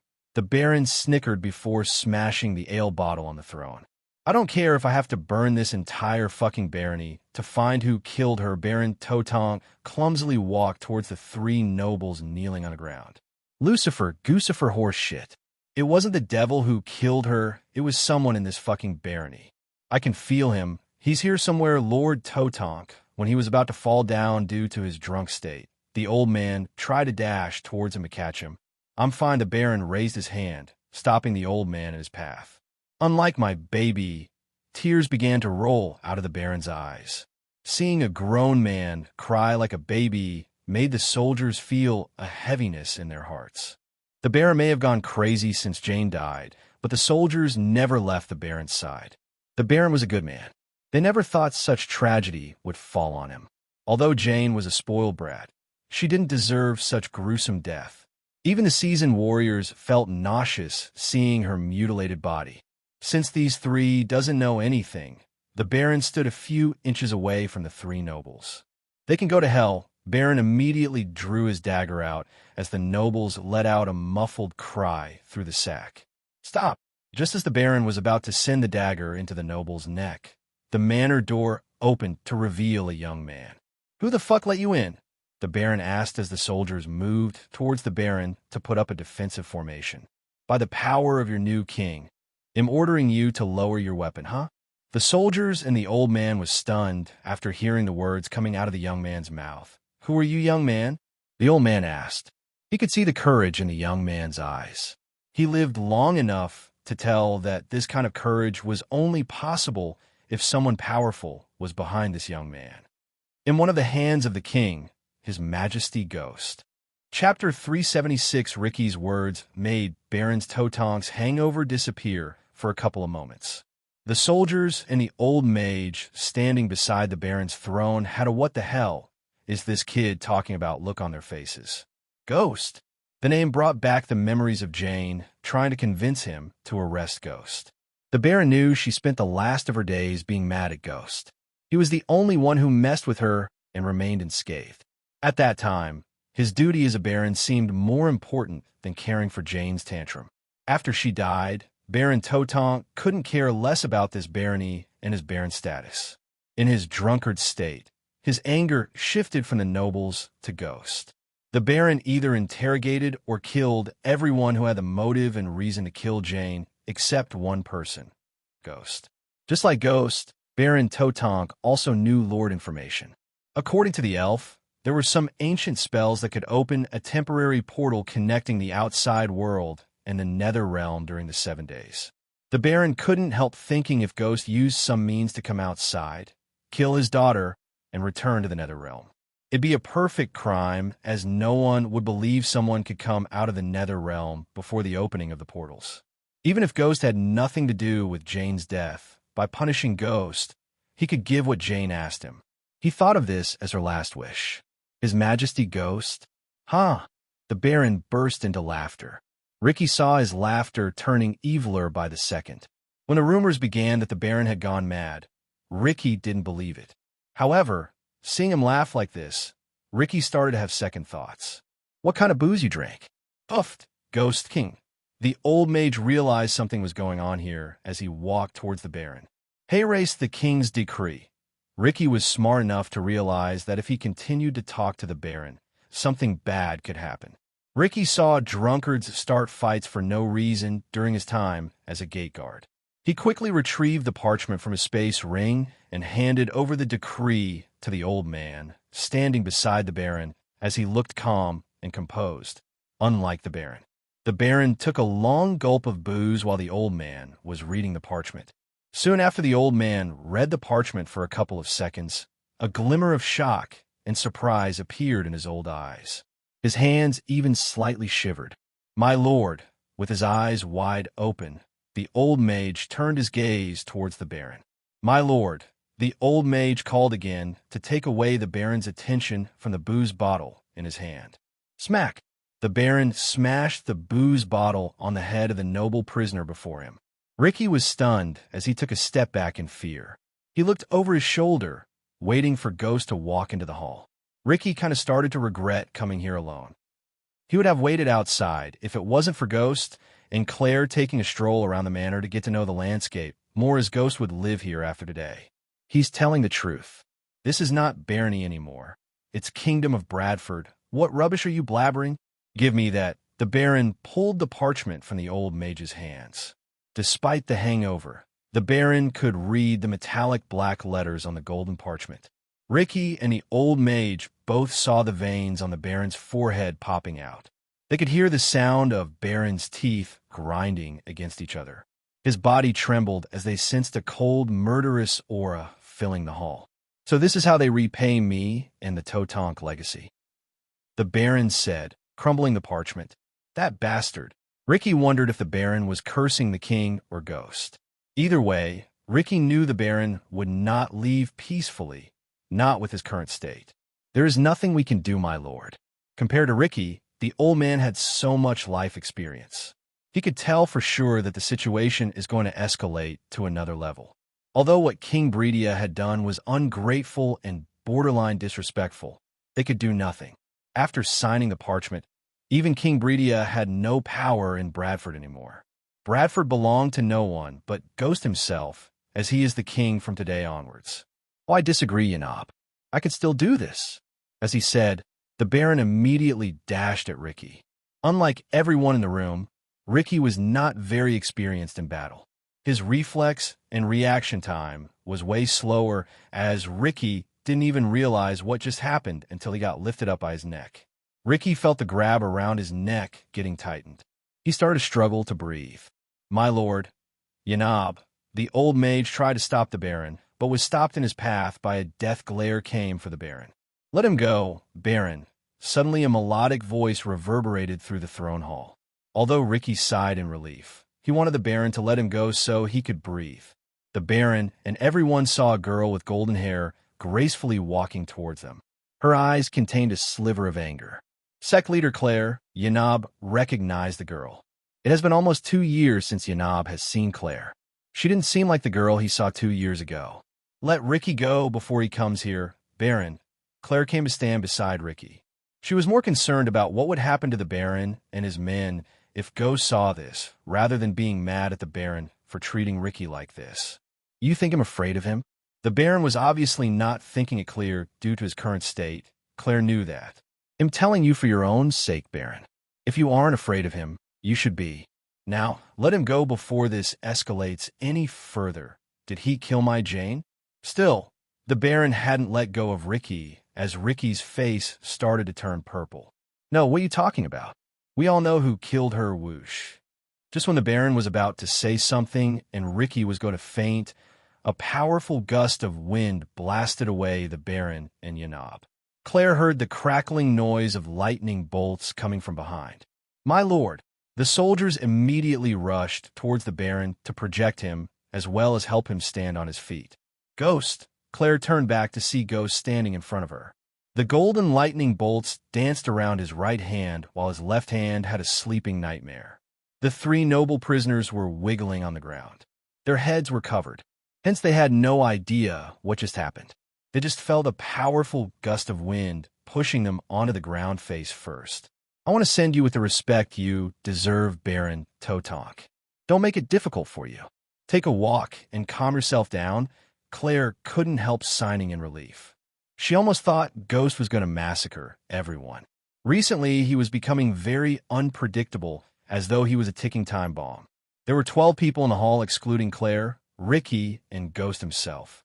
Baron Totonk was at the core formation stage level 3, while the old mage was at core strengthening stage level 3. The rest of the guards were only at core formation stage level 6.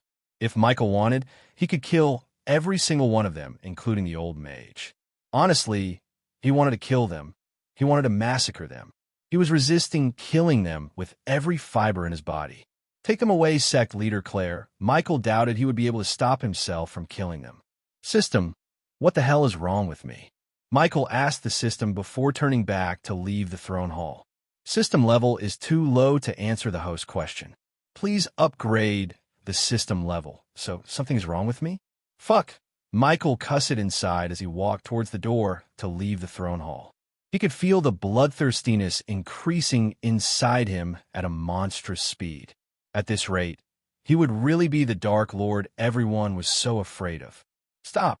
Claire saw Baron Totonk screaming as loud as he could. His eyes were bloodshot red. It was obvious the Baron was furious. Regardless of the Baron's scream, Michael didn't hear him. He was too focused on controlling himself from massacring everyone. He continued to walk away when Claire saw a ball of purplish fire appear before the Baron's hand. Don't! Claire was too late as the Baron threw the fireball at Ghost. It was not a powerful spell, just a miscellaneous spell used to chase away low-level beasts. The spell was quick to cast as well as it was a chantless spell. The fireball soared through the air like an arrow. Just as it was about to hit Michael, a light blue translucent shield appeared around him. The fireball disappeared when it hit the shield. Claire's heart skipped a beat when she saw Ghost halt his steps. He slowly turned back as she saw the veins on his face popping up. He was literally shaking, and Claire had never seen Ghost shiver in anger. Ghost! Claire approached him cautiously because something didn't feel right to her. Do not test me. Chapter 377. The words that came out of Michael's mouth sounded unearthly. It sent a chill running through Claire's spine. A wave of fear hit the core of the armored soldiers. Unconsciously, they took a step back. Michael was on the verge of going berserk on them. Every being in his body wanted to slaughter them mercilessly. Did you hurt my Jane? Baron Totonk grumbled. You know what? Michael was tired of people accusing him with no evidence. Although he ordered Gaia to kill Jane, there was no evidence that tied the murder to him. He knew even if he hadn't done anything to Jane, these people would have accused him anyway. Everyone stared at Michael's face to see what he was going to tell. He took a few steps forward as Claire's heartbeat continued to rise. Don't give... he breathed between every word. He was battling with himself to block the thrust for chaos. Arg! Suddenly Michael growled in pain. He lowered his head as he placed Nightmare on the ground. Yawn on. The little dragon slowly opened his eyes while yawning. Claire and Ricky saw the side of his face, while the Baron and his men could only see the top of his head. They could vaguely hear him mumble something under his breath. Give what? The Baron asked, gritting his teeth. His grief and booze he drank made him lose all the reasons. Give a fuck about what happened to that bitch. His words stunned the Baron. It took the Baron a couple of seconds to sink in what he just said. Michael's voice became more animalistic. It was unearthly. When the words finally reached the Baron's head, he stomped the ground in anger. Shit, something's wrong with Ghosty. Abruptly, the door to the throne hall closed with a loud bang. After the door closed, suddenly the curtains covering the windows also began violently fluttering in the wind. The wind was so powerful that it forced Nightmare and Claire to step backward. Ghost. Claire wasn't worried about Ghost, but worried about the soldiers and the Baron. Regardless of the sudden darkness that enveloped the throne hall, she walked towards Ghost to calm him down. Claire, let's go. As she walked closer to Ghost, she heard his words. The violent wind somewhat calmed down. Noticing he addressed Claire with no title, she knew something was wrong. She wanted to take him away from the soldiers and the Baron. His voice sounded normal rather than animalistic as before. Ricky, we are leaving. Claire ignored the Baron. Ordering Ricky to leave the throne hall before Ghost did something that everyone would regret later. She even doubted they would be alive to regret their decision to mess with him. I'm gonna rip that tongue-out bastard. Baron Totonk trembled in anger before leaping into the air. A gigantic war hammer-plated silver materialized in the Baron's hands in the midair. Moonwave, Claire stomped the ground, turning back. She pointed her finger at the Baron as a sparkling crescent-shaped wave shot out of her fingers. The blade gradually became wider and bigger as they flew towards the Baron. Before the Baron could react to the crescent blade, the wave hit the Baron and sent him flying backward as though he was a kite without an anchor in the storm. Except for the old mage Yanob, the soldiers didn't see what just happened. Claire's movements were lightning fast. Back off! Claire stomped the ground once again as the ground split open. The cracks formed until they reached the feet of the soldiers. Yanob was pleasantly surprised by Claire. She seemed to be at the peak of core formation. The old man wanted the Baron to accept their fate and move on, but he saw the Baron stand up with shelved hair, trembling in anger. A battle was inevitable, Yanob knew. What are you morons looking at? Kill them. Nightmare flapped his wing to appear before Claire. He immediately transformed himself. The soldiers shivered, seeing an 8-foot dragon staring at them, with puffs of smoke coming out of its nostrils. Nightmare's crimson scales began to glow in bright orange. Baron, you really don't want to do this. I can hang you for disrespecting your king. Claire glanced at Michael to let them know who he is now to them. He was still showing his back to them. You stupid idiots. Once again, Michael's animalistic voice echoed through the throne hall. You wish for death so bad. The violent, stormy wind returned. The howling sound of the wind gave an ominous feeling. Ghost, Claire tried to touch his shoulder as he finally looked up, showing his face. When he turned around, Claire's heart skipped a beat. She felt a chill running through her spine. Unconsciously, she stepped back, and so did Ricky. There was no white in his eyes anymore. Except for his pupils, everything turned pitch black. His pupils were fiery red, like a demon. Lightning bolts began to form around his arms as he walked towards Baron Totonk. He may have become a king, but the soldiers and Yanob's instincts to protect their lord kicked in.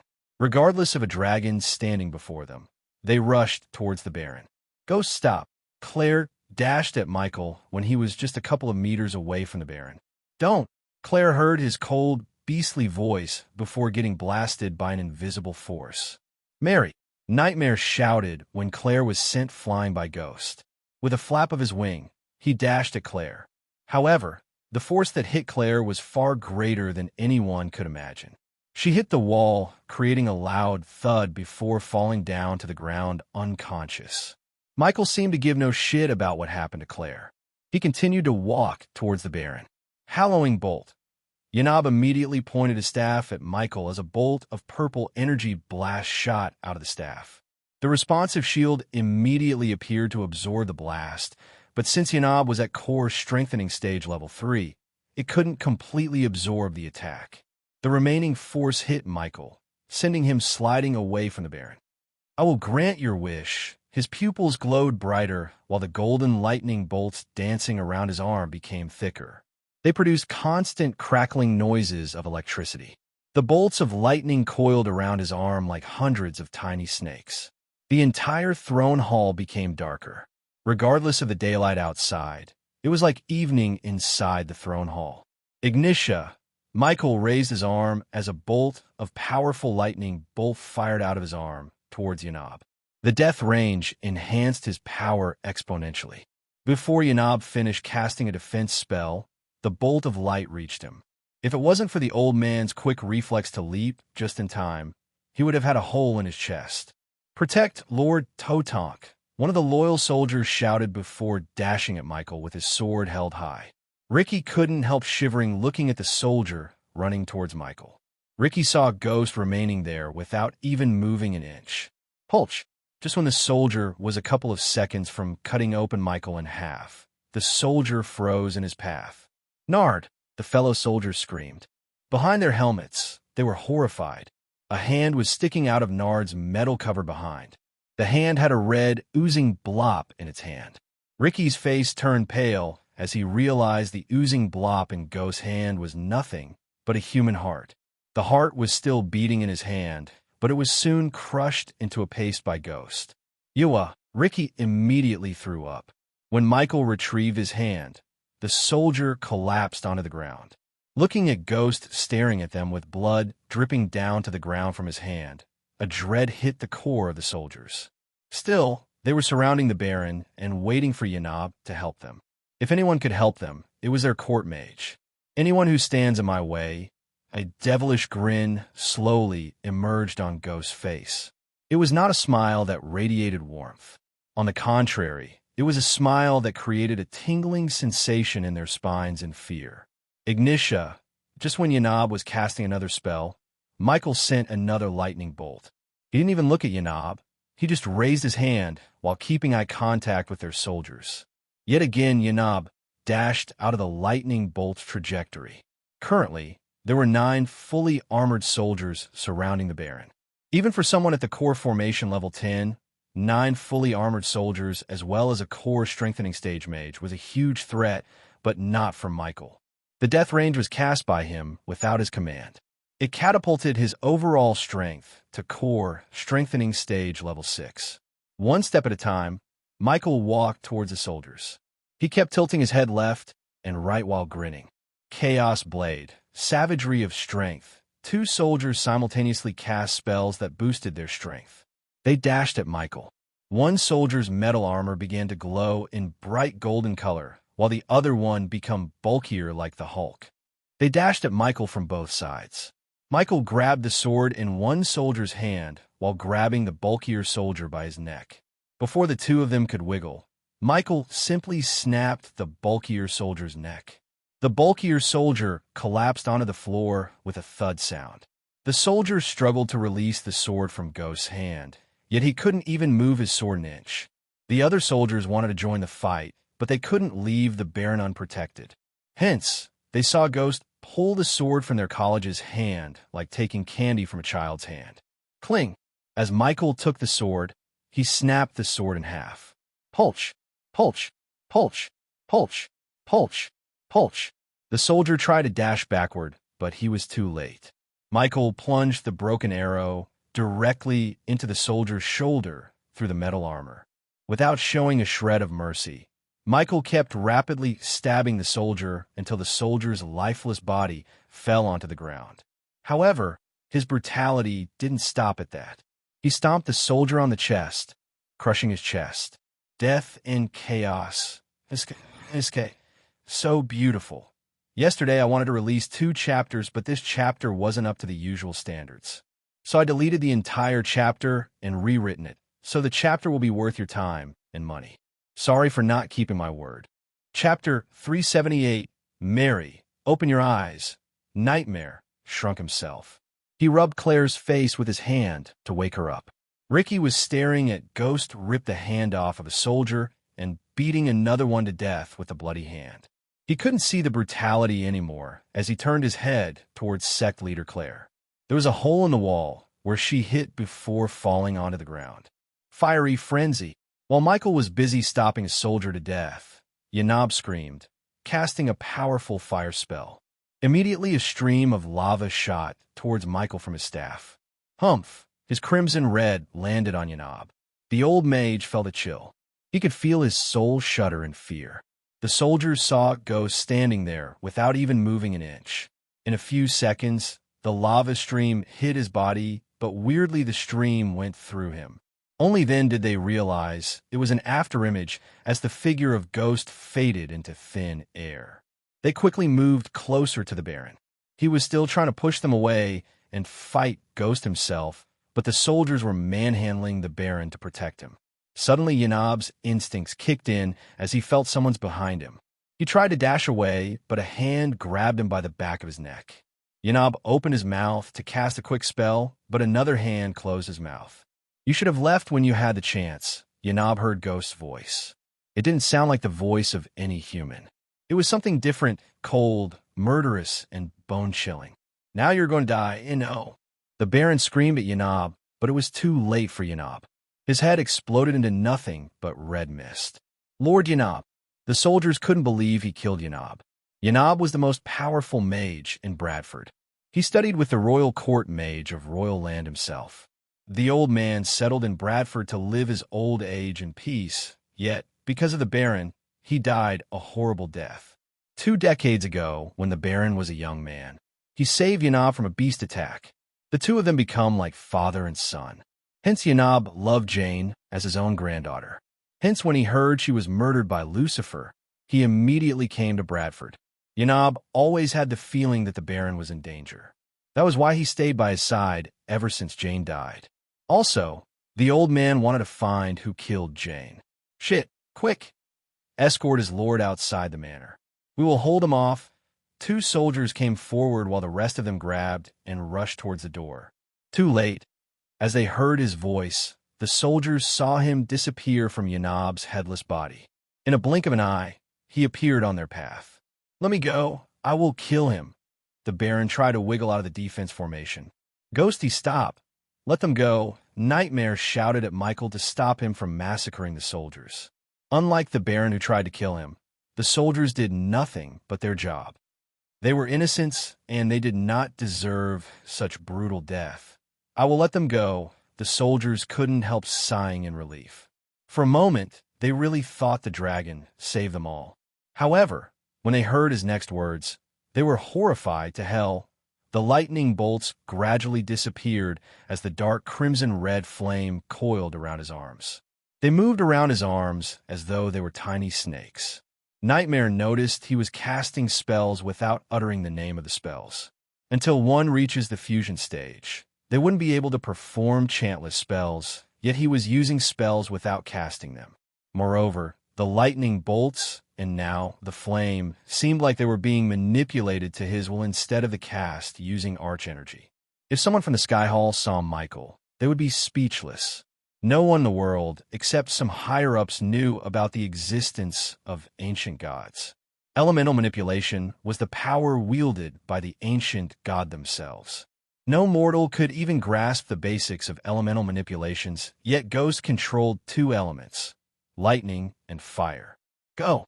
We will buy you as much time as we can. The 2 brave soldiers knew they couldn't stop him, yet the oath they took to protect the Baron gave them the courage to face Ghost. The one who was at the fault was the Baron himself. If it wasn't for him picking up the fight with Ghost, those soldiers and Yanab would have still been alive. For the Baron. For the Baron. The 2 soldiers dashed at Michael, letting out a loud battle cry. Nightmare flapped his wing to dash at Michael before he could kill the 2 soldiers. The dragon wanted to save Ghost from himself.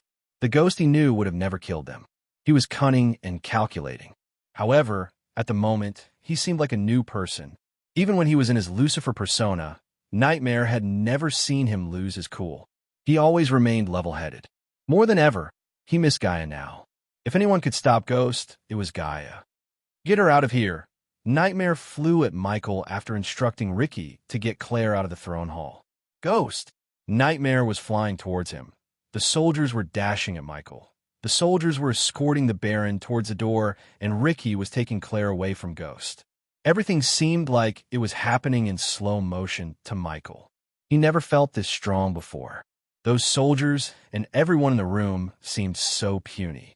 Feel like barbecue, as Michael grinned. He raised his arms as two scorching hot streams of fire shot from both his hands.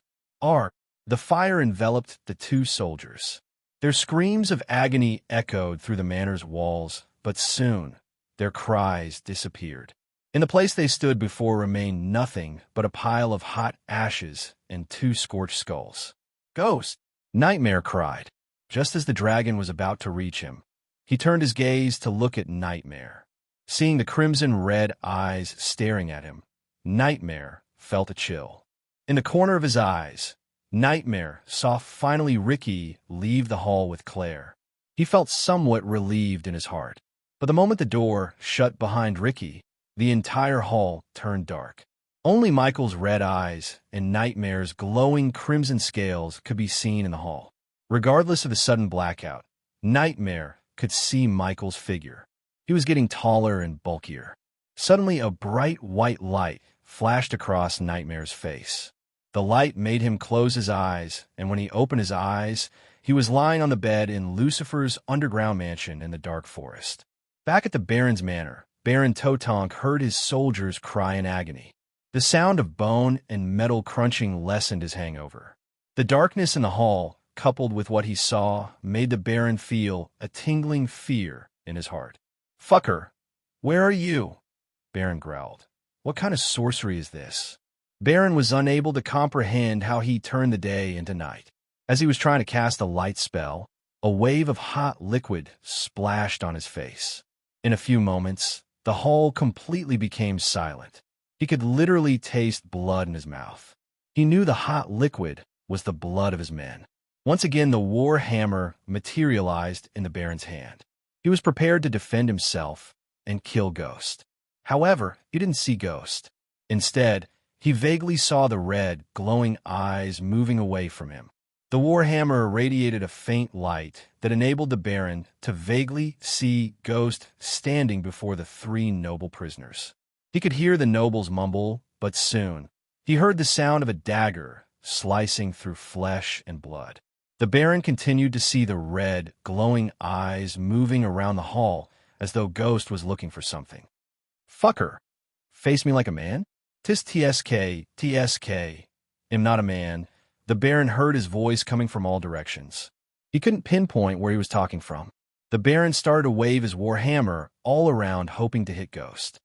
"I am much more than just a man." The Baron swung his warhammer violently, turning behind as he heard Ghost talk from behind. "Let's talk about what a failure of a man you are," Baron heard Ghost snicker. "You were searching and punishing whoever might have killed your daughter, ARGH. Baron swung his warhammer yet again in the dark. "She died because of your incompetence. As a father, you were supposed to protect her." Ghost's words were like needles piercing through his heart. "You were trying to blame someone else for her death." Baron continued to swing his warhammer in anger. "It was you who spoiled her. If anyone is to be blamed, it should be you. A failed father." As the Baron heard these words, without even his control or willingness, he lost the hold of the warhammer. Tears flooded out of his eyes as he fell to his knees. "You spoiled her and made what she was her death on." You Baron could hear the voice getting closer and closer. However, he was in no mood to fight. The words uttered by Ghost shifted the blame and anger from Lucifer to himself. Imagine how she would have cried for her daddy. When the life was leaving her, she would have prayed for you. Prayed for her father to come and save her Baron felt a gust of wind as he looked up to see the glowing red eyes of Ghost staring directly in his eyes. You failed her. You failed your baby girl. You let her suffer. You let her go through that pain and agony. You killed her. The word were doing something inside the Baron. He couldn't take it anymore. The Baron wanted nothing but Ghost to stop. It felt like these words torturing his soul itself. He couldn't help imagining Jane crying for him to save her. Take this and take your pathetic life. At least you will get a chance to say sorry for failing her. The Baron felt Ghost placing the dagger in his hand. Jane, the Baron mumbled as he gripped the dagger tighter. Don't make her wait this time, Pulch. As the darkness faded away from the hall, several lifeless bodies could be seen lying on the hall. One of the bodies was the Baron with a long, deep cut around his neck. Chapter 379, Crime Investigation. When the heavy rain finally slowed down to a drizzle, two figures landed on the front lawn of the Baron's Manor in Bradford. As they descended on the ground, they were welcomed by a bunch of guards in both full metal armor and leather armor. Archers were atop the manor, looking at the surrounding cautiously, while several groups of soldiers patrolled the manor around. There was red tape surrounding the manor, with commoners staring at the manor from behind the tape. The soldiers were struggling to keep the commoners from crossing the line. Regardless of the dark clouds hovering in the sky above them, the people didn't seem like they would leave the manor. The soldiers didn't dare to stop the two figures because they all knew who they were, guardians. The two figures who came were none other than Peyton and Zanali. What's going on here? Zanali asked Peyton, looking at the tensed faces of the soldiers. Zanali expected the people of Bradford to be in shock, but they looked more terrified than shocked. You will know soon, Peyton simply said instead of explaining. The two of them walked towards the manor's main door. Some of the soldiers who saw the guardian crest on Peyton and Zanali's clothes heaved a sigh of relief. Along the way, the soldiers who were patrolling the manor halted their steps to bow. Giving them a simple nod, Peyton and Zanali made their way towards the manor. The two soldiers standing near the door quickly opened up the door without a question when they saw the guardian crest on their chests. As the door slowly opened, they saw a couple of holy guards talking to a young man. Peyton had seen the dark-haired young man before at the arena. He dressed in full black like Ghost, but he was far cry from Ghost. Peyton knew who he was. He was one of the Ghost's lackeys, Ricky Cruz. Born and raised in a poor family, joined the military of Bredia when he was 16 years old after his father retired from the post of gate guard. His life turned upside down when he met Ghost. At the moment, Ricky's monthly wage was far greater than any soldier on the continent. Within a year, Ricky brought his family from a small village in Bredia to the residential area of the Sunrise Sect. Ghost was transforming the Sunrise Sect mountain range into his own mini-kingdom. They were creating several zones in the mountain range. The main mountain had constructions related to the sect and academic purposes. According to Peyton's New Dawn team, the second zone was supposed to be a residential area. Another rumor she heard about Ghost as he was searching for elven architects to work with dwarves to transform the mountain range without destroying the forests and wildlife in the mountain range. His love for nature always made Peyton really wonder about his personality. He never seemed like a person who would care for Mother Nature. However, he was an alchemist and the owner of the largest herbal garden in Bredia. Hence, his love for nature somewhat made sense. Taking her glance away from Ricky, Peyton saw several horribly mutilated bodies lay on the ground. The entire hall reeked of blood and arch energy.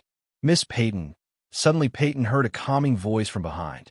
She turned back to see Ghost walking towards her with a welcoming smile on his face. I wish we had met under a different circumstance. She nodded as he turned his gaze towards Zanali. Miss Zanali gave him a cold nod, but he didn't seem like he cared.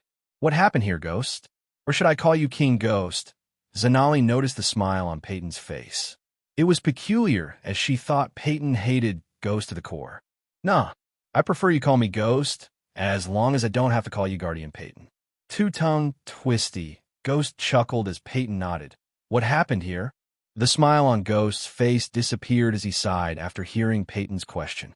Follow me, it's better if I showed you. Peyton and Zanali followed him behind to the east side of the throne hall. The shadows of pillars and the curtains darkened the floor beneath. The closer they got, they saw a body lying on the ground. Compared to the rest of the bodies, the body before them was intact. "That's Baron Totonk." Zanali was stunned. She looked at the deep cut around his neck before turning her gaze back at Peyton. Peyton, however, didn't look as shocked as her.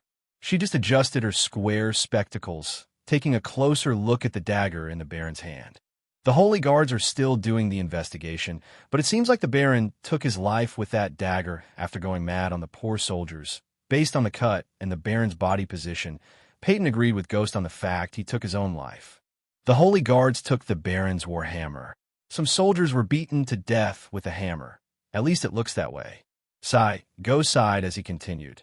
"The soldiers' family have to conduct a closed casket funeral. I will make sure their families get what they deserve and more." Peyton nodded. "I saw 2 piles of ashes with skulls. I don't think the Baron was powerful enough to cast a spell that powerful.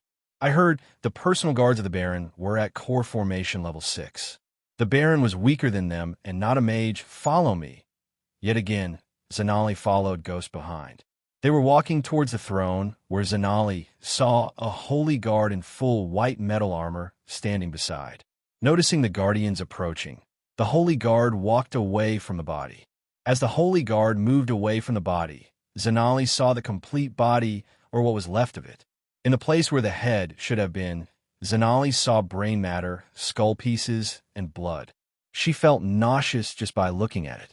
She thought Gaia's killing was brutal, but what happened inside the throne hall was on another level compared to the killings of Gaia. Zanali couldn't believe it was done by a normal being. It seemed like something much worse stormed into the hall and massacred them without a shred of mercy. Their bodies were mutilated. She doubted even Ghost was capable of such violence. "Ugh!" Peyton whistled as she took a look at the staff in the mage's hands. "If I'm a gambling man, I would say this is Yanab, the Baron's court mage, and he has something to do with that spell." Maybe Peyton squatted near the body. She studied the body for a few moments before turning her gaze to look at the 2 piles of ashes. Meanwhile, Zanali and Ghost patiently stared at Peyton. "It depends on how powerful the spell was, but the distance makes sense." "Of course it does," Michael thought. He was not a hitman in this world as he used to be, but that didn't mean he forgot how to erase the evidence and create new ones to throw the authorities off. It took him half an hour to rearrange the bodies and set up a new crime scene. As far as Michael was concerned, unless someone like Sherlock Holmes comes to see the crime scene, no one could find any evidence that ties him to the killings. As for Ricky and Claire, he didn't worry about them. He made Ricky his subordinate to see the loyalty level. The youngster was 95% loyal to him. In addition to being loyal, Ricky promised he won't tell a soul what happened in the throne hall. Of course, Michael didn't believe his words alone. Yet, Ricky was too valuable and loyal to just kill him. Hence, Michael placed a spy cam on him and ordered Azazel to monitor him all day, every day. If Ricky kept his mouth shut, he would live. Claire's situation was somewhat complicated thanks to his stupid outburst. His instincts told Michael not to harm Claire, but only place a spy cam on her too. In truth, Michael didn't think Claire would ever rat him out to the Guardians. Just like Ricky, she would not be harmed as long as she kept her mouth shut. Although he didn't want to kill Claire, if she ratted him out, he would have to kill her. Too much was at stake. He was mad at himself for not being able to control his bloodthirstiness. He felt like he was caged inside his own body, and someone else took over his body to kill them all. The moment he finished dealing with the Guardians and the Holy Guards, he wanted to have a long chat with the system to find what was wrong with him. The urge to kill was under control, unlike before, but he wanted to fix himself before he was being taken over. "Ghost, did you inform the Baron's family?" Peyton asked. "Yes. I sent them in to let his sons know what happened here. Giving the answers of what really happened here depends on Holy Guards and you guys. I urge you to do a complete investigation. My men and I will help in any way we can. Your Majesty, the nobles are here." Peyton saw Ricky call for Ghost. "Excuse me, Miss Peyton.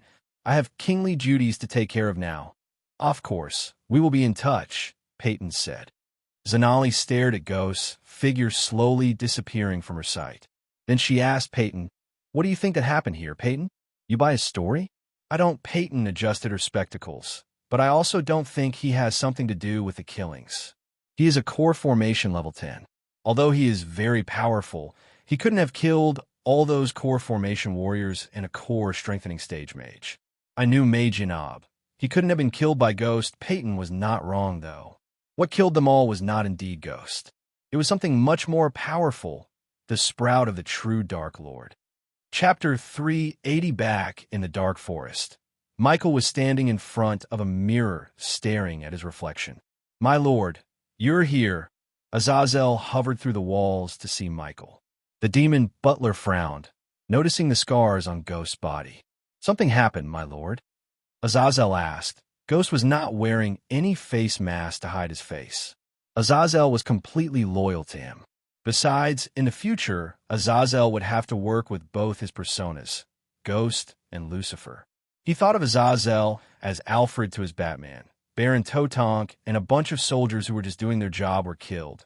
Ghost said, throwing the long coat he was holding in his hand to the bed. "Who killed them, my lord?" "Me?" Michael slowly walked towards the mirror. He put his hand on the mirror. Boom! Suddenly Michael punched the mirror as the glass mirror shattered into tiny pieces. The broken pieces on the ground reflected Michael's angered face. "Have you finished with the surveillance room?" Azazel nodded. "Yes, my lord. I can now monitor your spy cams 24/7. Good, now go. I need some time alone. I will be waiting for your order, my lord." Bowing his head, Azazel left the room. After Azazel left the room, Michael sat on the bed. On his face, there was no sign of delight thinking about how he was going to break through to the core strengthening stage. Rather, he was more worried about his outburst and the third persona. "System, what's happening to me?" Michael entered the system interface. Staring at the status window, he asked the system. "The system's level is too low. The next upgrade will cost the host 200,000 badass points. Does the host wish to upgrade the system to 4.0? Do it." Michael was too focused on what just happened to him. He wasn't in the mood to bitch with the system for its uselessness to this situation. The experience cap for each level in the core strengthening stage will be reduced by 25% after upgrading the system. Initial experience cap 800,000, system 4.0 experience cap 600,000, system upgrade is in progress. I hope you have an answer to my problem, system version 3.0 host. Michael cultivation level, core formation stage, level 10 experience points, 400,000/400,000, 1,800,000 points remaining to be consumed, badass points, 500,000 skills and spells. Wind Blast, LVL 6 responsive shield, LVL 8 environment scanning, LVL 6 ignitia, LVL 8 lightning dash, LVL 6 energy devour, LVL 2 death range, LVL 3 eyes of darkness, normal. Can sense the cultivation level of others' eyes of darkness, Lucifer. Can sense the cultivation level of others, can see through. Illusions cloud of darkness, Lucifer. Weak-willed enemies will lose their courage completely and surrender. Death range will be 50% more powerful. If activated in darkness, the host cultivation level will be boosted 4 levels up regardless of the stage barrier. Wordless spellcaster, Lucifer. In full Lucifer form, the host just has to think of the spell to cast it. Techniques: Swords of Destiny, 95% mastery Ring of Fire, 83% mastery Serpent Maga, 96% mastery Occupation, Core Disciple of Sunrise Sect, the Guardian of Sunrise Sect, Lord Lucifer of the Abyssal, the Dark Lord King of Bradford status. Healthy goals: Control the world, rebuild the order of Death utility function, Banker, LVL 5, ratio, 1,000 gold coins, 40 badass points, Runic teleportation X-ray vision, also integrated with Eyes of Darkness, Wealth, 5 million gold special trait, 5-star Alchemist 3, Star Inventor subordinates, Gaia, Warrior, loyalty level 100%, Raylene, 5-star Chef, loyalty level 99%, Arya, Assassin, loyalty level 38%, Heimberg, Warrior, loyalty level 35%, Maxine, Warrior, loyalty level 98%, Tiberius, Warrior, loyalty level 45%, Sadie, loyalty level 30%. Ricky, loyalty level 95%. The Silent Reaper crew, pirates, loyalty level 80%. Base of operation, Sunrise Sect, the Abyssal, the Crypt Kingdom of Bradford Familiars. Nightmare, Forest Dragon. Vidora, Three-Headed Hydra. While the system was upgrading itself, he noticed a 5% loyalty drop in the Silent Reaper crew. It made sense, though, as they were stuck in the crypt instead of pillaging the ships in the sea. Ever since the Guardians destroyed the Silent Reaper, Michael was keeping the pirate crew in the crypt in Undead Island. He provided enough rations for them to last for 3 months. Although Maxine was there to oversee the pirates, the crypt was like a cage to the free-spirited pirates. Michael lost track of time. In a blink of an eye, 6 hours passed by. The system upgrade is completed. Current system level 4, 0. The host has 1,600,000 experience points left to consume. Does the host wish to consume the points? Before we do that, tell me what happened to me earlier? The system's level is too low. What the? Michael couldn't believe what he just heard. He spent 200,000 badass points to upgrade the system, yet he received nothing. On top of being pissed at himself, the system's uselessness kindled the fire of anger inside him. Shit, how much for the next upgrade? 600,000 badass points. Michael wanted to punch the system if it had a physical body. However, he quickly controlled his anger before he might lose control again. Instead of getting consumed by anger, Michael calmed himself down. He tried to think instead of letting the anger overtake his brain. System, consume the points. The breakthrough to the core strengthening stage will take 4 days. Warning. The system will be offline for 4 days. Warning. The host will be in an unconscious state for 4 days. The system will notice the host if the host was in danger. Michael wasn't worried about his safety as he was in the dark forest. Besides, he let the elders handle the meeting with the nobles in Bradford. His top priority now was to get stronger and find a cure for his new problem of losing control of his mind. Congratulations to the host for reaching the next stage, the core strengthening stage. Congratulations to the host for leveling up. The current level is core for strengthening stage level 1. Congratulations to the host for leveling up. The current level is core for strengthening stage level 2. Congratulations to the host for leveling up. The current level is core for strengthening stage level 3. Unlike before, Michael received neither gifts nor special items from the system for upgrading it to the next level or reaching the core strengthening stage. For others, Michael was cultivating in a heaven-defying speed. But for him, he was moving at a snail's pace. In a blink of an eye, for days had passed. Slowly, Michael felt the control of his body returning to him. His consciousness returned as he slowly opened his eyes. In Ghost Persona, the host is undefeatable to anyone under core strengthening stage level 5. In Complete Lucifer Persona, the host is undefeatable to anyone under core strengthening stage level 7. When he activates the Cloud of Darkness and Eyes of Darkness, his Lucifer form would be completed. In that complete form, if he activated the death range in the darkness, his power would be boosted 4 levels higher. Hence, he would be undefeatable to anyone at or under core strengthening stage level 7. I must find an answer to my problem, Michael mumbled to himself. Do I suffer from multiple personalities? It can't be. I created Lucifer to dominate the world, but people have been expecting me for thousands of years. Michael did not even leave the bed as he began to ponder. Only thing that makes me different from the young masters like Noah is my ability to keep myself calm. I cannot lose my reasoning ever again. I need to fix myself, but where do I search for answers to my problem? He missed Gaia, now more than ever. I said, no, rather he said that death and chaos are so beautiful. Michael remembered what he said during the massacre.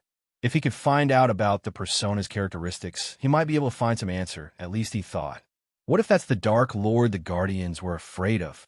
That's who I'm going to be in the future? No one controls my fate, except me. Michael took a deep breath. An unwavering resolution emerged in his eyes. His feet touched the ground as he cracked his neck. Who am I kidding?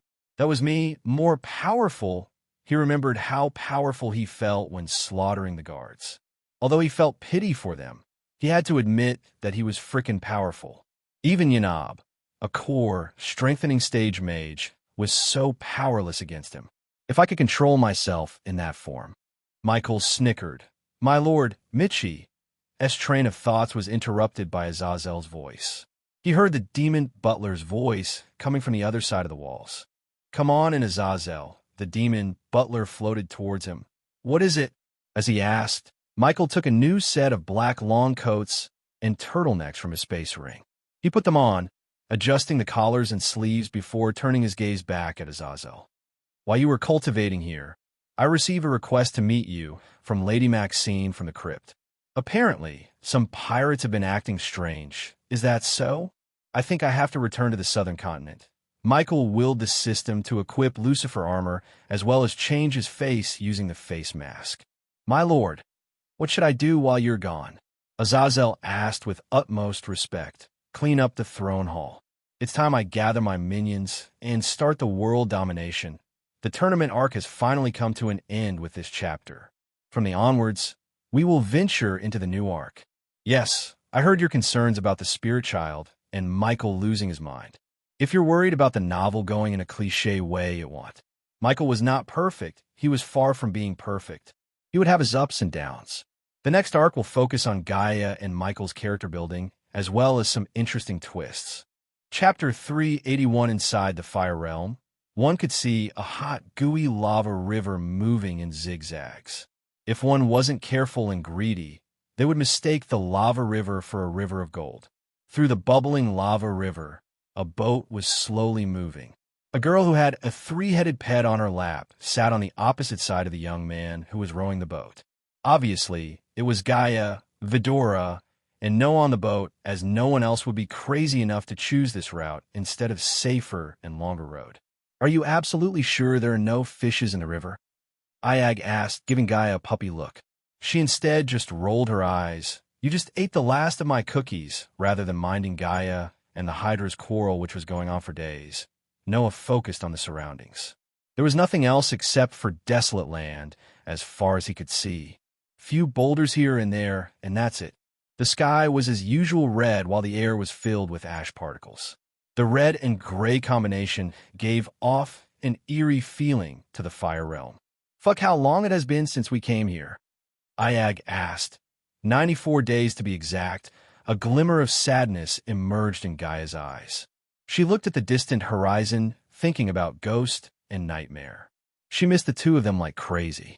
Noah could see the sadness in her eyes. In fact, he felt happy for Ghost to find a girl who loves him like Gaia. Although she killed innocents and committed many crimes, Noah didn't want the two of them to be separated because of him. He believed in second chances. This was Gaia's second chance. They had been in the river for 5 days. Unlike Gaia believed, there were indeed fishes in the river along with dangerous beasts. If it wasn't for the solution Noah applied on the boat, they would have been inside some beast's belly. The solution was provided to him by the Alpha Guardian of Hunter Guardians herself. After rowing for another 5 continuous days, Noah's hands started to ache. Fortunately, Noah turned back to see a couple of burned trees appear in his sight. Hey, Noah called out to Gaia to bring her back to reality. That's the entrance. Gaia followed his gaze to see 2 lone trees that had no leaves whatsoever. Even the lightning-struck trees wouldn't look as black and lifeless as those 2 trees. We can beach the boat there. Gaia pointed at the ash shore. Noah nodded before rowing the boat towards the shore. After beaching the copper boat, Gaia placed Vidora inside her satchel safely. They didn't rush, but cautiously walked towards the lone trees. That's the spot, Noah said. Vidora craned their necks out to look at the spot Noah pointed at. However, they could only see 2 ordinary trees, and they didn't find anything unusual. What the hell are you talking about? There's nothing but burned trees there, Iag said. Weird, Kane mumbled. He was suspicious of the 2 lone trees. They seemed out of place. Try to sense the energy fluctuations, Brad. There's a natural formation between the trees. Gaia flicked the head of Iag. What? What the heck is a natural formation? It's kind of an illusion array, but very different from those made by humans. A natural formation is formed by nature after gathering condensed arch energy for thousands of years. It's a miraculous process, and many know very little about it. Anyone can easily be trapped by it if they don't pay enough attention, Noah explained. His explanation made Iag frown deeper. If it's a fucking illusion array, why are you two crazy heads heading towards it instead of running away from it? I said it's a kind of illusion array. Natural formations also act as a portal to travel around the fire realm. Oh, then we're going to finally get the fuck out of this place. Let's go. Iag changed her opinion lightning quick. She now looked excited to go between the two trees, unlike a few seconds ago. Noah, too, couldn't help but sigh in relief, as if he had just seen a light carrying hope. There were many invisible natural defense mechanisms and formations existing within the depths of Fire Realm, and they came to this lava river because of a natural formation. If they could find another natural formation, they would have a chance at the river. After all, the solution couldn't fend off the beast forever. When or if they came out of the river, they were good as dead. Let's go. Swoosh. Both Gaia and Noah immediately dashed towards the space between the two trees. The aura of the natural defense mechanism in this valley was pretty obvious. Even Iag could sense it as they approached. Its aura was much more powerful compared to the formations they happened to stumble upon. When the three of them went through the space between the trees, they disappeared from the desolate valley. The scene in front of them changed dramatically once again. It was a plain gray world in front of them. The eerie and chilly energies within were so much stronger compared to the desolate valley they just came from. A stinking smell filled up the air within the place, extremely unpleasant and pungent. Besides this, black whirlwinds appeared all over the place, and the air blowing across the place was cutting them to the marrow. It also carried a strong corrosive characteristic. Congratulations, we escaped from the frying pan into the fire. Iag couldn't help but curse. Be careful. There's poisonous vapor all over the place. A deadly toxic gas merged with the freezing vapor, causing this poisonous vapor to be formed. It's a deadly thing that can kill any cultivator. Noah reminded. Is that so? Gaia snickered as she walked towards one of the black whirlwinds. Bitch, stop. Are you trying to kill us? Iag screamed, trying to stop Gaia from walking towards the poison whirlwinds. Gay reached out to touch the whirlwind. Noah was stunned to see nothing really happen to her. Although Nagas were resistant to most poisons, they were not immune to the poison whirlwinds of Fire Realm. However, nothing happened to Gaia when she touched the poison whirlwind. It should have entered through the finger to her brain and killed her in a few seconds. Since that never happened, there was only one explanation for this. That was Ghost made her immune to the poisons using some legendary potions. Noah heard about potions that could be brewed by 5-star alchemists to make someone completely resistant to the poisons known to man. Iag opened her eyes to see nothing had happened to her like she was expecting. As Gaia was looking smug and feeling proud of Ghost for making them both poison-resistant, Noah walked towards them with a calm smile. When he came closer to the black whirlwind, Noah unleashed a blue barrier of flame, covering his entire body. The layer of blue flame covered his body as though it was a blanket.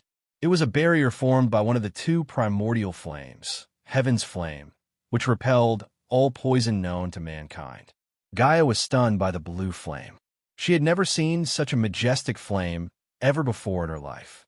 She heard Ghost talk about primordial flames, and she could guess that the blue flame on Noah's body was definitely one of the two primordial flames. However, she did not let what was in her mind show on her face. Although she could tell Noah wouldn't easily tell her where he got the flame, if she could find out, it would get Ghost one step closer to reaching 6-star alchemist status. This place should be an isolated space, and it doesn't look big.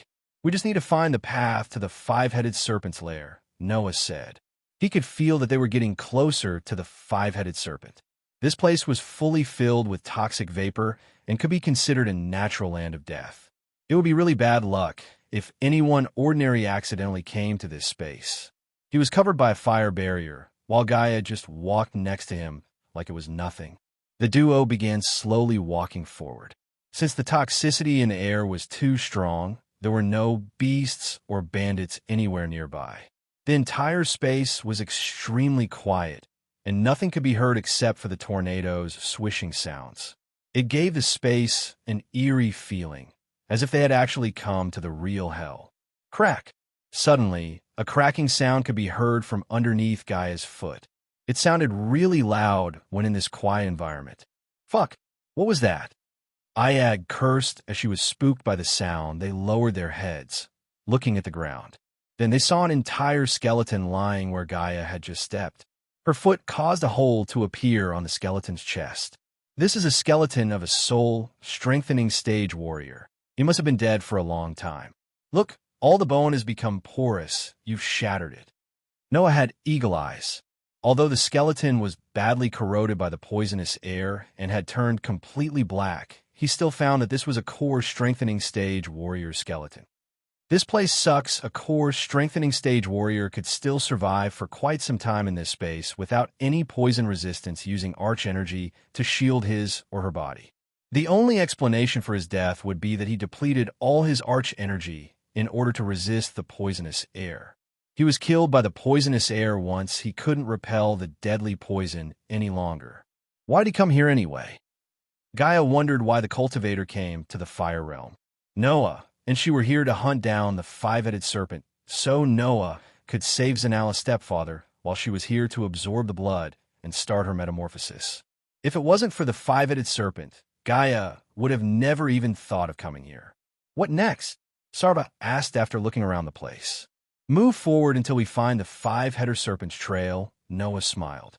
With a determined look in his eyes, he said, just keep moving forward until we find the five-headed serpent's trail. The following journey was completely eventless. They kept bumping into new skeletons along their way, and all these skeletons were once core, strengthening stage warriors.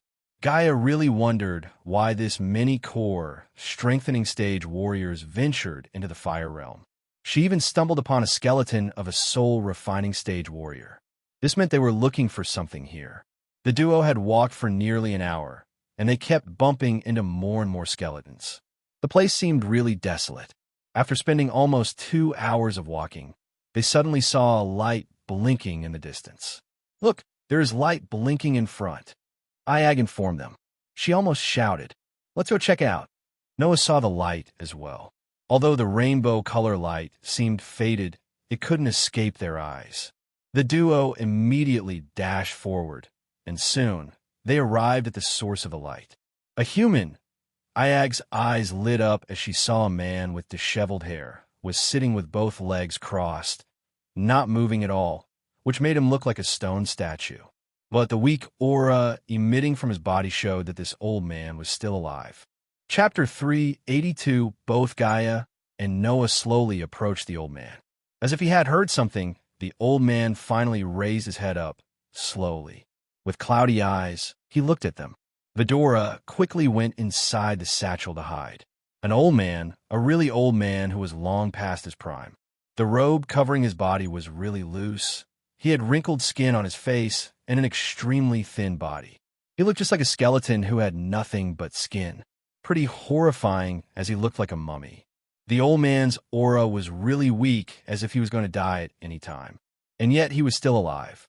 Sigh, someone is here again. Someone is going to die soon, sigh.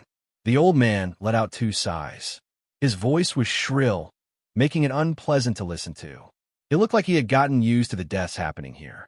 A soul-refining stage warrior. Noah looked closer at the old man. He immediately found out the cultivation level of the old man. But because the vital signs of the old man were really weak, and there was no celestial energy that could be sensed in his body, as it had been completely depleted, he couldn't determine which level this old man was. Such young sprouts. Too bad you've come to this land of death. The old man let out another sigh. Then he just flicked his wrist as a golden barrier appeared around them. It's been 20 years. All who came here before me have gone. Now, I'm soon going to leave as well. For 20 years, I had no one to talk to. At least heavens granted me with my last wish. Pity the last person you're going to meet is this old man. The old man carried a smile on his face. The despair and anger he had when he first arrived at this place was long gone. He had seen through life and death. The old man seemed calm, no signs of grievance, could be found on his face. However, from his pair of cloudy eyes, one could still tell that he is grieving. If this old man leaves this place, his cultivation will take a long dip before rising back again, Noah thought to himself. After breaking through to the soul refining stage, a cultivator required a constant supply of celestial energy to achieve higher levels in cultivation. If the cultivator didn't get enough celestial energy, his cultivation will gradually decline. Considering this old man was stuck here without celestial energy, when or if he escaped the fire real, his cultivation would drop down to lower stages before returning to his previous state. Shit, you stayed here for 20 years. I hope what you were searching for in Fire Realm is worth it. Gaia rolled her eyes. Being able to stay alive in this harsh environment, you must have been at the peak of soul refining stage, old man. If I am right, you must have come looking for something that could help you deal with your bottleneck and reach fusion stage. After 20 years in this environment, the bottleneck has gone, but you got stuck here, Noah said with an indifferent tone. Those skeletons belong to the people who came to see what happened to you. Hearing this, the old man's cloudy eyes suddenly light up. He stared at Noah with a look of disbelief. He couldn't help but start examining the young man in front of him. Being able to discover he had a bottleneck with a single look, and also judging his real cultivation level just from knowing how long he had been here was not someone anyone could do. That's why this old man couldn't help being shocked. Besides, he found out that the men who died here came searching for him. What a keen eye, but too bad. The old man kept shaking his head, his eyes filled with deep regret. He could easily tell that Noah was extraordinary and had innate potential. A genius like this was supposed to become a well-known guy in the world. But now he had to die in this shit place. What a pity. Gaia was looking around the place to find a way to deal with the golden barrier while the old man was talking to Noah. 20 years ago, I traveled alone to Fire Realm searching for something that could help me reach fusion stage. My damn luck and fate, I accidentally stepped into this place and activated the barrier set up by someone, and it has been 20 years since then. The old man said in a self-mocking manner. He didn't look at Noah, as if he was just talking to himself. But at the same time, it seemed he rather enjoyed the feeling of talking. It seemed like he hadn't talked to anyone for quite a long time. If he could go back in time, he would stop himself from venturing into the Fire Realm. By estimations, my death will arrive tomorrow. But I don't want to be like all the other people who died here, having my body corroded by the poison. That's too tragic. Young man, once I die tomorrow, burn my body. This was the last request from an old man who had gone past his prime. The old man looked at Noah, focusing on the flames dancing around his body. Guy didn't give a shit about the old man's tragedy. She was busy searching for a way out of here. Noah inwardly sighed.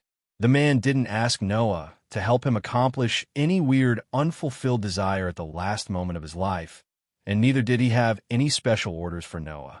He only requested that Noah burn his body and allow him to have a proper death. Noah, however, just calmly smiled at the old man. Old man, your estimation is really accurate. If I didn't come, you'd be dead by tomorrow. But the Lady Luck smiled on you. I'm here. Noah walked toward the old man. Then he waved his hand and unleashed a flame. The dancing flame shot out from Noah's body, took the shape of an angel, a humanoid figure with feathery wings. It transformed into a flame barrier and covered the old man within. In an instant, all the surrounding poisonous vapor was pushed away, as if it had just met its natural enemy. Noah had decided to save this old man, not for any specific reason, but because this old man had been persistently staying alive in this place for 20 years. Noah really respected his endurance. Besides, Noah never ignored anyone in need of help. What a majestic flame! It actually carries a divine aura. Even the poisonous vapor from the Fire Realm doesn't dare try to corrode it. The old man's eyes opened as wide as they could. After a short, shocking moment, the old man returned to his calm state. He looked at the fire barrier covering his body, and with a smile on his face, he said, "Young man, put away this flame barrier. It will only consume your energy and focus. You can't hold it for a long time. The poisonous vapor has already invaded my body. I'm dying. You can only lessen the pain, but can't stop the inevitable. If you wanted to die, You could have ended your life a long time ago. You hope to leave this place. Don't lose hope now. Let me help you get rid of all the poisonous miasma in your body." After saying that, Noah placed his palm on the old man's chest. The moment Noah placed his hand on the old man's body swayed a little. He stared at Noah's palm with no idea what Noah was going to do next. He knew very well about his current condition, and it was impossible to get rid of the poison that had invaded his body. The old man, who had been tense for the last 20 years, had finally loosened up completely at this moment. He saw the confidence in Noah's eyes, and it made him feel calm, as well as hopeful yet again. Noah unleashed the poison-absorbing skill he learned from Andreas, his mentor. Heaven's flame seeped through the old man's body. Sending a primordial flame into someone else's body was extremely dangerous. One misstep, and the flame would burn the body into ashes. Yet this old man had no fear because, with his current condition, there was nothing that could scare him. After all, he was soon going to die. Besides, if Noah really was up to something bad, he could just kill the old man with a palm strike. There was no need to go through so much hassle. Heaven's flame circulated an entire round within the old man's body. After that, it returned to Noah's body. It only took Noah a few minutes before he had completed the healing process. Finally, he removed his palm from the old man's chest. Pooh! The old man violently trembled, and in an instant he threw up a mouthful of black blood and began violently coughing. The old man coughed for some time before he returned to normal. Then, he immediately raised his head to look at Noah, who was calmly smiling at him. The old man checked his Bodas condition, and he instantly found out that all the poison that had been corroding his body for the last 20 years had disappeared. His internal organs that had completely lost their vital signs were actually pumping with an extremely active force now. More importantly, since all the poison was gone, the old man felt extremely relaxed and comfortable, as if someone had just lifted a gigantic mountain that had been weighing down on him for the last 2 decades. "I am healed," the old man closed his eyes. He really enjoyed this moment. It was a feeling he hadn't felt for so many years. 20 years, day by day, year by year, he had been suffering from constant pain. For ordinary people, suffering such severe pain for 20 years would definitely make that person crazy. The old man did go crazy before, but in the end he had seen through life and death. Now, Noah had restored his hope of living. The old man was immersed in the pleasant moment, and Noah didn't disturb him.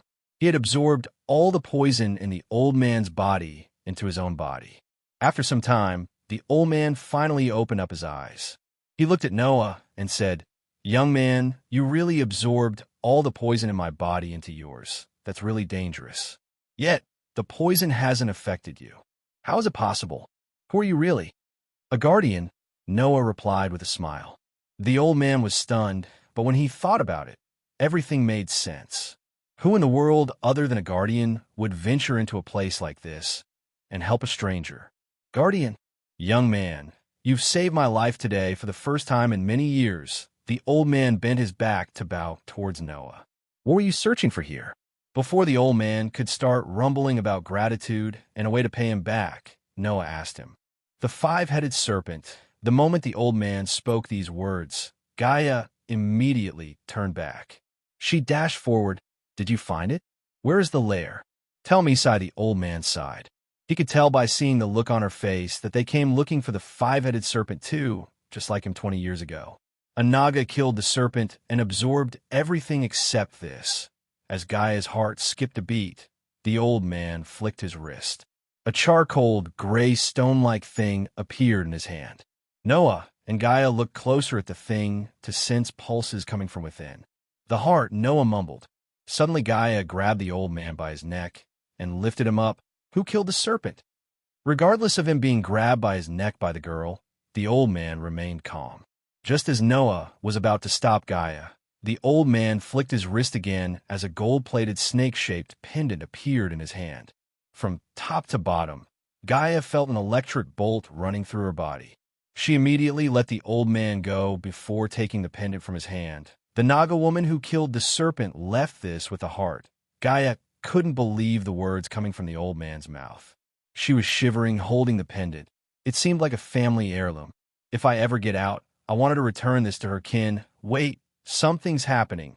Unexpectedly, Noah sensed energy fluctuations around him. It felt like the space around them was getting distorted. It was the same feeling he had when he was teleported into the Alpha Guardian's warship, but much stronger. Boom! In a blink of an eye, a bright light flashed across Noah's eyes, producing a loud, booming sound. He couldn't help closing his eyes. When he opened his eyes, Gaia was gone.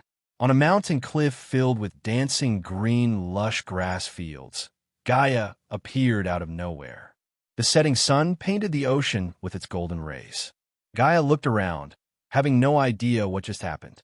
There were nothing but grass fields and a calm ocean as far as she could see.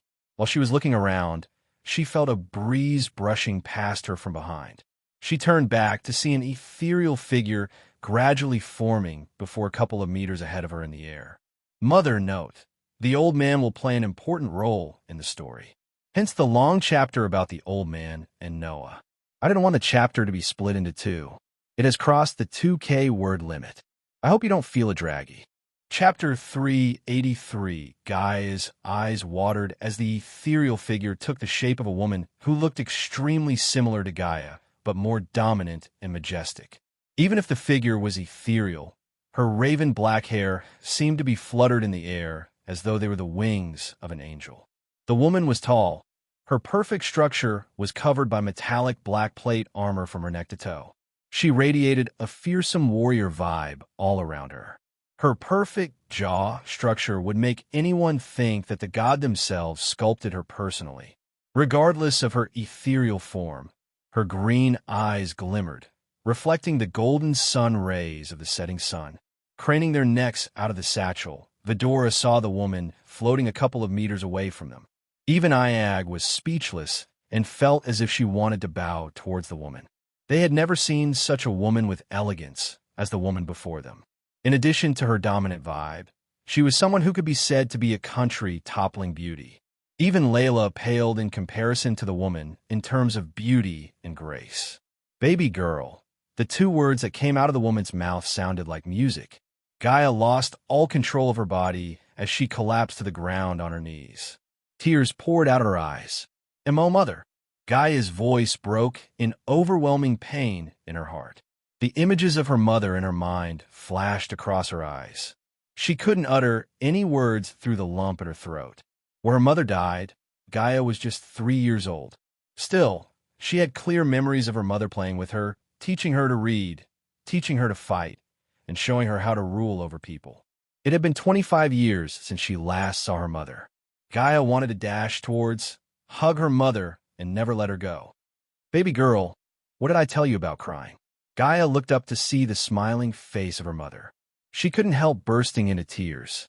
No matter how hard she tried, she couldn't stop the tears from gushing out of her eyes. The pain in her heart exploded into tears. "You were Gaia's mother?" Iag asked while Gaia was sobbing her heart out. Despite the question, Gaia's woman didn't even take a look at Iag. She is just a soul fragment left behind. She can't see us or hear us. It's a recording, can't explain to Iag. "Baby girl, if you were here, that means that idiot from the Fisher family was still alive. Listen to my Gaia. I don't think how much of this message will remain at the time you're hearing." Gaia saw the gentle smile on her mother's face disappear. "Since you were here, that means the prophecy has started already. Listen to me carefully, baby girl." Gaia looked at her mother without batting an eye. "You must find the Dark Lord, Gaia. You must find him." Gaia was stunned by her mother's words. "The Skyall spies are everywhere, Gaia. You must find him before they do. They are not what everyone thinks they are." "Mother, are you alive?" Gaia asked. Despite what she heard from Cain, she still hoped her mother would be alive. As though she had heard Gaia's question, Gaia's mother sighed. "Find the dark elf in the tree, baby girl. He will have answers to your questions and help you find the Dark Lord." The ethereal form of her mother started to flicker as her voice became distorted for a few seconds. "You can find him, Ukulun Realm. 3. Her voice became more and more distorted as her figure kept flickering. "Dark Lord. Only he can save this world. Find him." Whenever Gaia's mother uttered the words Dark Lord, Kane noticed the idolizing look in her eyes. It seemed as though she was worshipping the Dark Lord. He also noticed the vague resemblance of Ghost's choice of black in Gaia's mother's armor. "Salisi, stay away. Skyle, guardians, your father, puppet." Gaia couldn't make sense out of her words. However, she felt a bolt of electricity running through her spine, hearing her mother talk about Salisi. Gaia was stunned to see her mother actually know about Salisi, because her father married Salisi after her mother died. She shouldn't know about Salisi, yet she seemed to know about Zanala's mother. "Mother, don't leave." Me again. Seeing the ethereal form of her mother flickering and losing its glow, Gaia quickly picked herself up to run towards her. "I love you, my baby girl." Just as the words escaped Gaia's mother's mouth, her ethereal figure disappeared into thin air. Gaia's finger touched the glow before it completely faded away, yet she couldn't stop anything. Gaia remained at the place where her mother was just a few seconds ago. She picked the pendant from the ground and held it so tight in her hands. After a few moments, the tears rolling out of her eyes finally stopped. Gaia whipped off the tears off her face. She stared at the sun setting down into the distant horizon. To others it was sunset. For her, it felt like a new sunrise.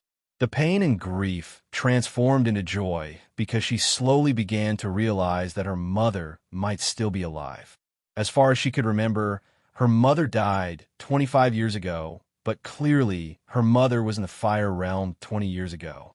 If she was dead, she wouldn't have met the old man from the Fisher family.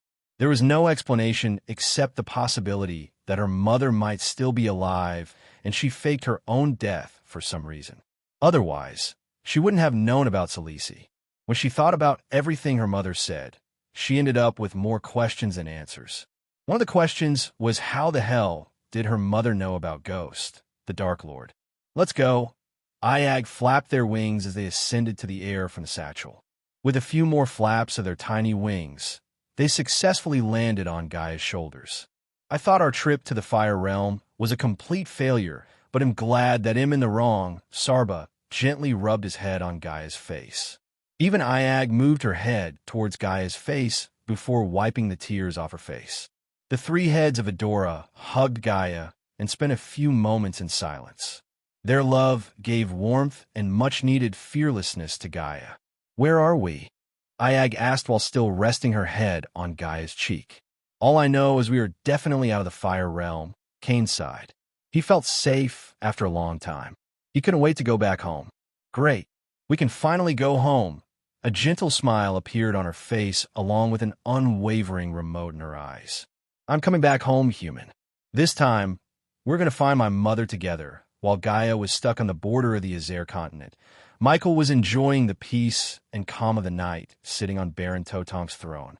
He initially planned to teleport back to the crypt to deal with the pirates, but Azazel informed him that the King of Bredia had sent an envoy to deliver him some documents as well as the promised funds. Michael had to return to Bradford and deal with the funds. Fortunately, Elder Sandra, who was responsible for managing the sect's financial side, agreed to manage the financial side of the kingdom too. Hence, he felt relieved because she was really good at finance. If Elder Sandra was born on Earth, she would have made millions or even billions managing funds through her firm. The throne hall reminded him of his biggest mistake to the date since he came to this world. He had lost control of himself. Although it could be viewed as a weakness or potential threat to himself in the future, he saw an opportunity. That mad persona of him was indeed crazy. However, he also felt extremely powerful in that state. If he could somehow control himself in that state, he would be one step closer to ruling this world.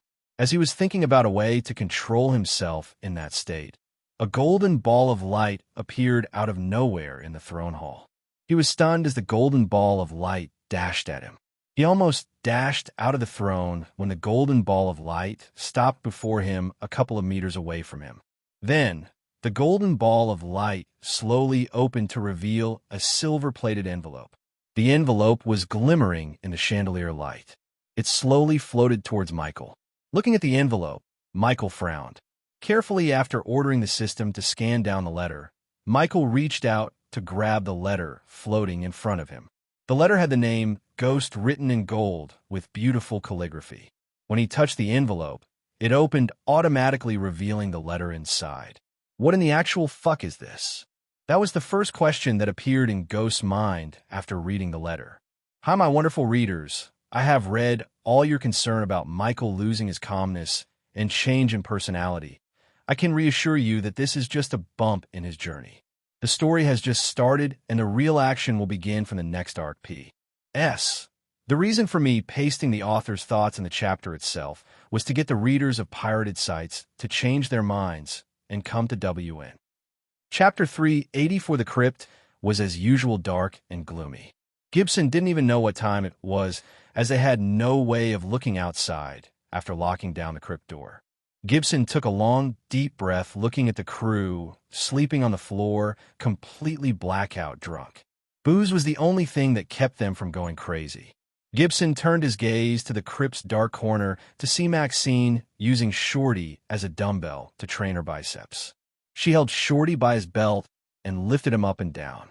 The little guy seemed to be in an awkward position as he avoided looking at Gibson. Noticing Gibson walking towards him, Maxine let go of Shorty. Shorty ran away as fast he could from Gibson. Lady Maxine, did you talk to Lord Lucifer? Gibson asked in a worried tone. It had been almost 3 months since they were teleported into the crypt after the Guardians destroyed the Silent Reaper. Never in his life, Gibson thought the Silent Reaper would be reaped by someone else inside the Void Line. Lord Lucifer will come here in the morning, Maxine said with a grin on her face. She was excited to see Lord Lucifer after so long. She couldn't wait to help him achieve his goals. She was completely devoted to the cause. If Lord Lucifer asked her of her life, she would give it to him in a blink of an eye. Shit, tomorrow. Lady Maxine, I would have kept them from getting this drunk. He looked at the pirates who were snoring and rolling on the floor. You really think we can stop them from getting drunk? That's the only thing keeping them from killing each other, Maxine chuckled. You are right. Gibson scratched the back of his head as he followed Maxine to the newly placed throne on the north end of the crypt. Like all the thrones of Lucifer, the throne on the crypt also looked similar to the one in the dark forest. Lady Maxine, have you heard anything from Lady Sadie and Tiberius? Gibson asked. Maxine grabbed the white towel hanging from her waist before cleaning the dust off the throne. Then, she used the same towel to wipe off the sweat droplets on her face. Gibson was quite used to her reverence towards Lucifer. At first, it was creepy, but now it didn't freak him out as much as it used to. Sadie is still with those girls and helping them settle down. I told the 2 of them to get here before Lord Lucifer comes. Lord Lucifer ordered all of us to gather here. Gibson took a deep breath. He could tell their vacation would come to an end soon. Also, he had a feeling that the Real work begins tomorrow morning. Meanwhile, back in Bradford, Michael was holding the acceptance letter to Mazeroth Academy of the Arcane. He was cracking his knuckle while reading the contents of the letter. What is this place? Why have I never heard the name before? He talked to himself. Although he had never heard the name before, by looking at the quality and the gold plating of the letter, he had a feeling that this place was not only powerful, but also wealthy. Your Majesty, as he was deep in thought, Ricky entered the throne hall. What is it, Ricky? Michael asked with a gentle smile to calm Ricky. Ever since Ricky witnessed what happened to the Baron and his soldiers, he was shivering. Michael himself regretted killing Baron and his men. Jane was a spoiled brat, but that didn't mean the Baron deserved to die. He was a father in pain of losing his daughter. Of course, since the Baron dared to attack him for no good reason, Michael would have beaten the crap out of his soldiers and Baron himself, but he would have never killed the Baron. Since there was no use in meddling in the past, Michael never spent his time regretting his actions. Instead, he was thinking about how to solve the third-person problem.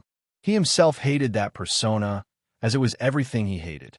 Killing had never been his first plan. Rather, he preferred making allies and getting stronger in the shadows. Because of the Guardians and their prophecy, they pushed him on the path to be the Dark Lord. Even the Lucifer persona was created by him to get rid of his enemies in the shadows and let someone else take the fall. He had never expected that what he had created was something the prophecy foretold 3,000 years ago. Someone called Lord Information is here. Ricky scratched his head, saying the name. Let him in. Ricky was surprised to see the sudden smile that appeared on Ghost's face. It seemed like he was relieved to hear the name. That elf has come in a great time, he thought to himself. Your Majesty, Sect Leader Claire also is here to see you. Send them both in. Michael was surprised to see Claire in here. He thought she would at least stay away from him for a month or two. After Ricky left the hall, Michael leaned back on his throne, experiencing the feeling of being the ruler. He had never been drunk in his life, but the feeling he was experiencing kind of felt like a drug. A few minutes later, Lord Information, wearing rather plain-looking brown robes, entered the throne hall. He took off the cloak, covering his face to reveal the trademark pointy ears. Lord Information held the door open for Claire to enter. Giving a short nod at Lord Information, Claire made her way towards the black cushioned seats Michael placed on the hall. Considering Michael was dealing with guardians and the holy guards, he didn't get enough time to actually decorate the throne hall. If Gaia was here, decorating would have been her task. Since it was not the case, he just placed a few black cushioned sofas as seats for nobles and people who came to see him and put a plain black cloth as banners. Seeing Michael sitting on the throne, Lord Information gave a nod of approval. Please take a seat, Lord Information. Sect Leader Claire, you two take a seat. You two have met? Michael asked. Yes, we have met. It was an honor to meet such a rising star. Lord Information praised Claire as she waved it off, wordlessly telling him not to flatter her too much in front of Ghost. The main reason for the Sunrise Sect's rising was none other than Ghost, not her or the elders. However, it was not entirely true. Although Michael brought the much-needed gold and allies to the sect, it was Claire who was leading the sect in the path of success. After all, Michael barely intervened with the sect's business. Don't sell yourself too short, Sect Leader Claire. Your impeccable leadership didn't go unnoticed among the big names in Elon, is that so? Claire let out a gentle smile. Lord Information then turned his gaze towards Michael. Take a look at this and name your price for telling me all I want to know. Michael sent the letter in his hand, floating towards Lord Information. Claire may have not noticed the change in Lord Information's face, but Michael noticed the surprised look in his eyes. It seemed like Lord Information had guessed what the letter was about even without taking a look at it. Hiding the surprise from his face, Lord Information grabbed the letter. Just by looking at the golden lining and paper quality itself indicated to Claire that this letter came from a prestigious organization. Lord Information patiently read the contents inside the letter. Before we talk about Mazeroth, King Ghost, have you heard about Skyhall? The mere mention of the name Skyhall sent a chill running through Claire's spine. Skyhall was the most powerful existence in the entire world. Even Guardians or any of the great clans couldn't be compared to Skyhall in terms of power. Little bit. I heard Guardian Noah's big sister is the Holy Maiden of Skyhall. Yes, Lord Information nodded. This world is basically governed and ruled by the great clans. They are the most dominant existence in the world. The Skyhall can destroy not one, but all the great clans in a few days if they wanted. That's how powerful they are. To be honest, Michael was stunned. He was thinking the great clans were the most powerful existences in the world, and Skyhall was just another existence like Guardians, but never considered as a great clan. However, it seemed like he was wrong. Why haven't I seen any of the Skyhall members or their bases? Michael asked as Lord Information just smiled, shaking his head. It's because Skyhall has no bases in any of the continents. Rather, they have their own realms. This Ukilon realm is one of theirs. Michael couldn't help raising his brows. If they could create realms of their own, there was no doubt in his mind that they are the final boss of this world, not the great clans.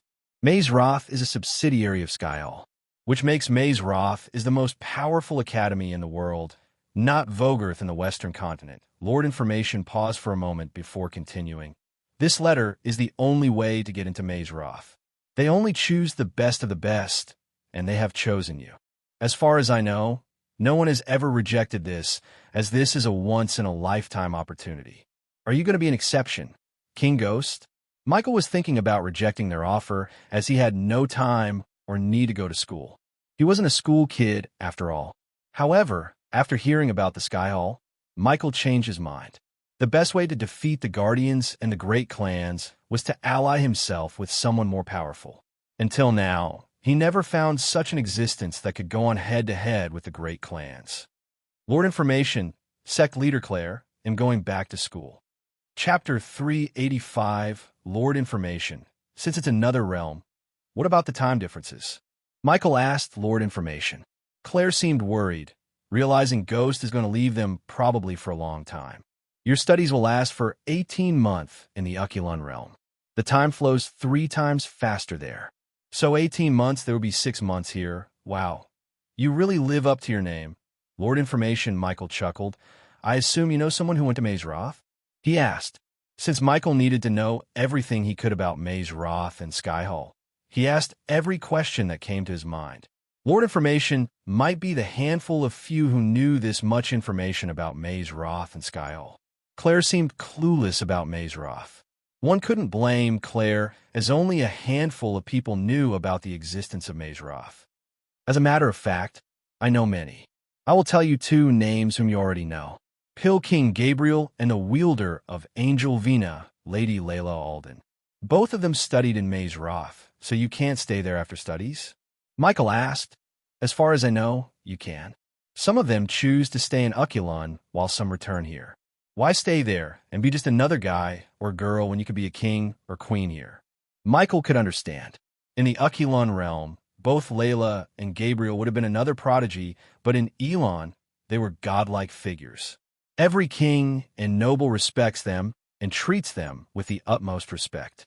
Unlike Layla, who chose to live on a secluded island filled with poor fishermen, Gabriel was living his life to the fullest. Now, before we get into the payment and stuff, I'm here to call on to favor you, oh my client. Of course you are. What do you need? Michael didn't mind Claire being here, because he was planning to tell her that it was Alex who put the bounty on his head. Enemy of him was an enemy of the sect. Claire had to know the lengths their enemies would go to end their existence. As a leader, she needed to be more tough and ruthless. Lord Information smiled, seeing that Michael did not go back on his word. He would hate to lose a customer such as him. With a smile on his face, Lord Information continued. In an hour, King Breedia's men would arrive here to escort you to their treasury, as King Breedia promised. My client has something in that treasury that need to be retrieved, that's it? Michael was surprised. At the same time, he had a feeling that whatever the item is, it must be really important. He was curious to see what it was. This is what you have to get from the treasury. Lord Information flicked his wrist as a rolled parchment appeared in his hand. He then sent the parchment flying towards Michael. After getting the parchment, Michael opened up the parchment to see a rather plain-looking black ball inside a glass cube drawn on the parchment. You're going to tell me what it is? Sorry, King Ghost. It's a need to know. Okay, then. Where do I deliver the item to? Lord Information flicked his wrist yet again as a golden ring appeared in his hand. Put the item inside this space ring, and it will be delivered to the client directly.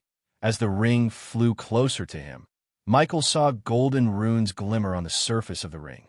The ring resembled the ring in Lord of the Rings. A smile formed on his face, thinking about the life he had on Earth. He thought that life was pressure, and he would have a breeze in this world. But even with the system, his life here was several times harder than his previous one. After Lord Information left the manor, taking his 50,000 gold coins for the information he provided, Claire was left alone with Michael. Ghost, come here, Claire called out for him in her gentle voice. She looked worried to the point he could see the tears forming up in her eyes. Looking into her eyes, he could vaguely guess what she was going to talk about and why she was worried. Still, Michael took a long breath and made his way towards her. Sit, Claire tapped the sofa next to her. The moment Michael landed his butt on the sofa, she grabbed his hand with both her hands. She squeezed his hand. What happened to you that day, Ghost? Something is happening to you. And I can see the worry in your eyes. You can hide it from others, but not from me.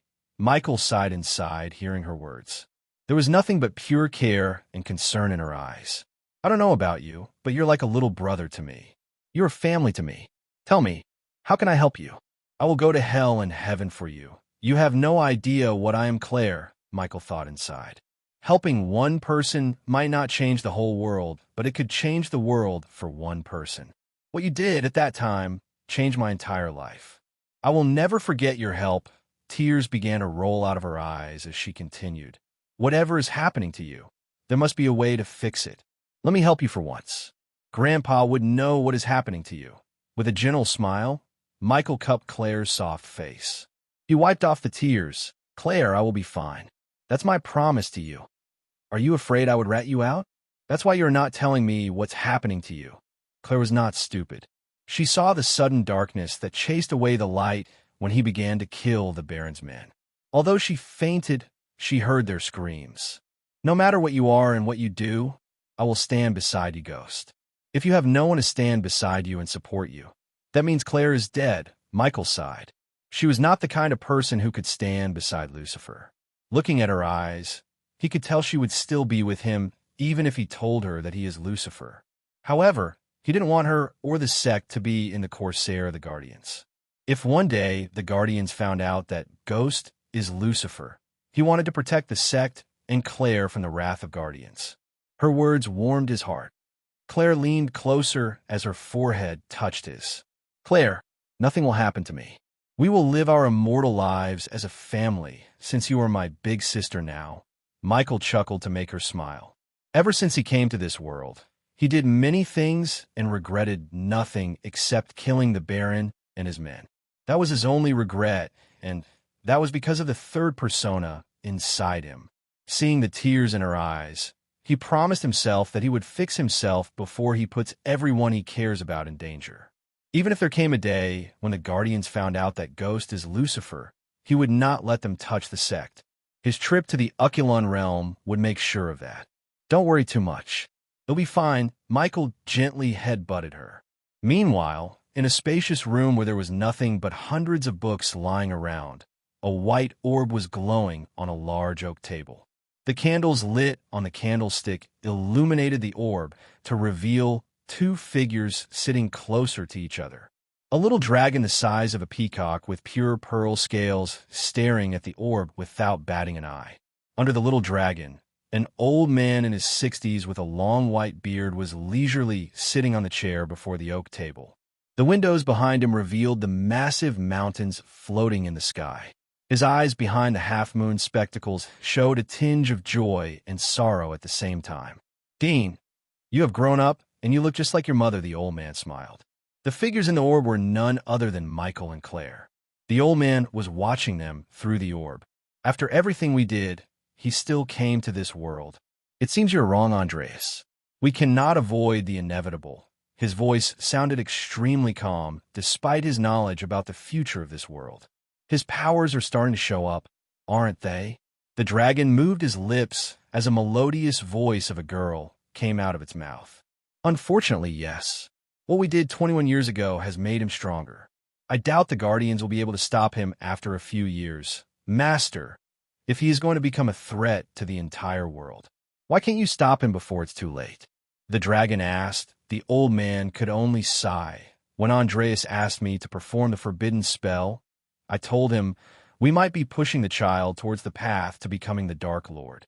If the Sky Hall listened to me, Dean might have become a normal child under the care and love of his family. If the gods wanted Dean to become the Dark Lord and fight with his own brother, no one can stop the battle from happening. Any interference in his life would make the situation worse for everyone.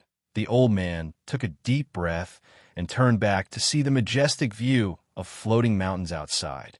Is he coming here, Master? He kept staring at the floating mountains with his hands behind his back. Then after a few moments of being silent, he opened his mouth. Yes. The moment he reaches Oculon, he will step on the path to become the Dark Lord. Chapter 386, My Lord. After his meeting with Lord Information, Michael came back to his hideout in Dark Forest. The moment he appeared in the dark corridors, Azazel welcomed him with a bow. Where is Arya? Michael asked. In her room with her brothers, my lord. Azazel answered as Michael began to walk towards Arya's room. It was time he healed her brothers and received her undying loyalty. Before he travels to the Oculon realm, he had to tie all the loose ends. One of those loose ends was Arya's brothers. The system required 150,000 badass points to heal them completely. He could now afford the points. He already had a plan for the two brothers. The closer he got to Arya's room, the more he heard a sobbing sound coming from inside the room. Obviously, Arya was as usual crying looking at her brothers. Azazel got used to her behavior. Usually, she would go outside to gather information on nobles, kings, and place the spy cams in places such as Adventurer Guild, noble houses, and army barracks to spread the eyes of Lucifer. When she returns to the hideout, she would go to her room, lock the doors, and start crying. That was her schedule. No matter how many times Azazel told her not to cry and trust Lord Lucifer, she didn't seem to stop sobbing. She always cries like this. Standing in front of the dark door, Michael asked Azazel. Her sobbing sound vanished, as she probably heard the footsteps of Lucifer. Yes, my lord. Michael nodded at Azazel, while the demon butler just flicked his wrist as the door creaked open to reveal Arya standing beside her brothers. Blue tubes were running in and out of her brothers' bodies through mouth and chest. The scars had mostly disappeared from their bodies, yet they were in no shape. It was a miracle they survived. According to the system's scan and his understanding, they inserted some kind of potion or substance into their bodies which kept them alive even after they lost organs such as the pancreas and livers. My lord, when Michael entered the room, Arya quickly wiped the tears off her face and bowed. In her eyes, Michael could see a ray of hope glowing, the hope of saving her brothers.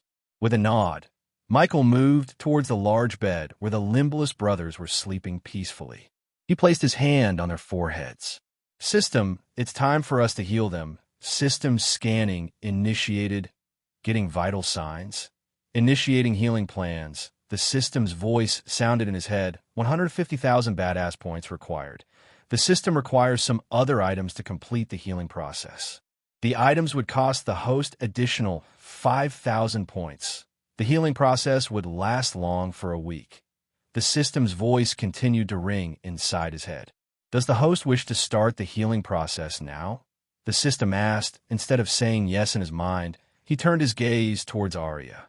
She was staring at him as her body shivered, expecting him to give her some good news about her brothers. Do you remember the price to heal your brothers? Michael asked. She couldn't see his reaction through the skull mask on his face. Taking a long breath, she looked directly into his glowing red eyes. I do, Lord Lucifer. If you can heal them and give me back my brothers to me, I will gladly give my life to you. I just want to see my brothers again. Your undying loyalty will ensure nothing happens to you or your brothers in the future. I'm giving them life. Michael looked at the two brothers for a second before turning his gaze back at Arya. And I can also take their lives if you betray me in any way. His cold voice sent a chill running through Arya's spine. Her heart skipped a beat as she nodded in fear. System, start the healing process. He waved his hand after ordering the system. Right at the corner of the room, two 10-feet glass containers filled with sparkling blue water appeared. With another wave, he sent the bodies of the two brothers floating towards the containers. Arya watched her brothers getting submerged into the blue liquid with her body shivering. In a week, they will be completely healed. Remember, their souls have been damaged. I can heal their bodies, but only they can heal their souls. Unless they quench the thirst of revenge, their souls won't heal. Michael added the last part, so they want tiny shit like forgive and forget. The last thing he wanted was his subordinates to turn peace pigeons. What does it mean, my lord? Arya stuttered. It means they have to seek revenge on whoever was responsible for their state. Souls are magical, complicated things. Make sure you kindle the flame of revenge in their hearts. Oh, well, my lord, I am not planning to let go of those who did this to my brothers. Michael grinned inside to see the murderous look on Arya's face. He was glad to see the fire of revenge blazing hot in her heart. Put this on and meet me at the throne hall. Michael flicked his wrist as a neatly pressed black cloth appeared in his hand. He threw the clothes to Arya, gave her an order, and left the room. Although Arya had some questions regarding her brothers, she didn't get the chance to as he left the room before she could ask another question. My lord, are you going to the southern continent? Azazel asked while following Michael back to the throne hall. Yes, I have to deal with the pirates, and then Michael took a deep breath. Azazel couldn't guess the meaning of his sigh. Perhaps he was tired, or perhaps he was excited, or both. I'm going to Maze Roth, An academy in Ukulun realm, my lord. You are going alone? They want me to bring a familiar. So I'm bringing Nightmare with me. He couldn't help thinking about Hogwarts ever since he received the acceptance letter to Mazeroth. Only this time, they invited the Dark Lord instead of the boy who survived, Noah. What about Lady Darkwing, my lord? Who knows where she is and what she's doing? Michael sighed. Since she put the earpiece in her space ring, Michael or the system couldn't track her as the space ring prevented the system from tracking them. Of course, the system was one level higher. It could have tracked Gaia and told Michael that she is now at Azare continent. While I am away, keep spreading the spy cams all over the continent. I want you to monitor everything that happens in Elon. Stay away from Noah's home for now. I'm pretty sure that Old Smoke would have come up with a way to prevent me from spying on them by now, as you wish, my lord, and give priority to the spy cam I placed on Peyton. If she gets anywhere near Noah or his family, destroy the spy cam, Michael ordered Azazel. Paying 10,000 points to the system enabled Michael to give control over the spy cams to Azazel. He could now monitor, destroy, and use the spy cam to its fullest potential alone without needing Michael. Monitoring the hundreds of spy cam from the hideout was Azazel's main task. Information was wealth and power. Michael had begun to hoard information like crazy. If it wasn't for the bad vibe he got from Lord Information, Michael would have placed a spy cam in his office or on him when he came to Baron's Manor. Michael had a feeling that the elf had some kind of countermeasure to prevent others from spying on him. After all, the elf was making millions by selling secret information. He wouldn't be careless or stay without a countermeasure against spies. As they reached the throne hall, Michael saw several undeads cleaning up the hall as though they were professional maids. Michael even slightly chuckled behind his masks, imagining the zombies in maid outfits. He made his way towards the throne and then leisurely sat on the throne. After a few minutes of waiting in silence, Arya finally appeared wearing the new clothes Michael gave him. The cloth was specially tailor-made for Arya by Michael with several assassin characters in games and movies in mind. The cloth was obviously black and had a cool hood to cover her head. He even gave her a nice cape to cover the throwing daggers, hidden blade on her wrists, and blades attached to her legs, waist, and hands. The dress seemed to be the child of Assassin's Creed and Blade. He was planning to give all his subordinates cool outfits with benefits. Just he needed a rune master and a blacksmith to forge armors that would give them an edge in battles. The blade work well? Michael asked. With a nod, Arya flicked her wrist as the hidden blade came out of her wrist producing a sling sound. Arya was at body refining stage level 2. She was vulnerable in Elon or any other cultivation continents. The hidden blades wouldn't do much damage to the cultivators, but in the southern continent, she would be a perfect assassin with the blades. Step closer to me. We are going to the southern continent once again.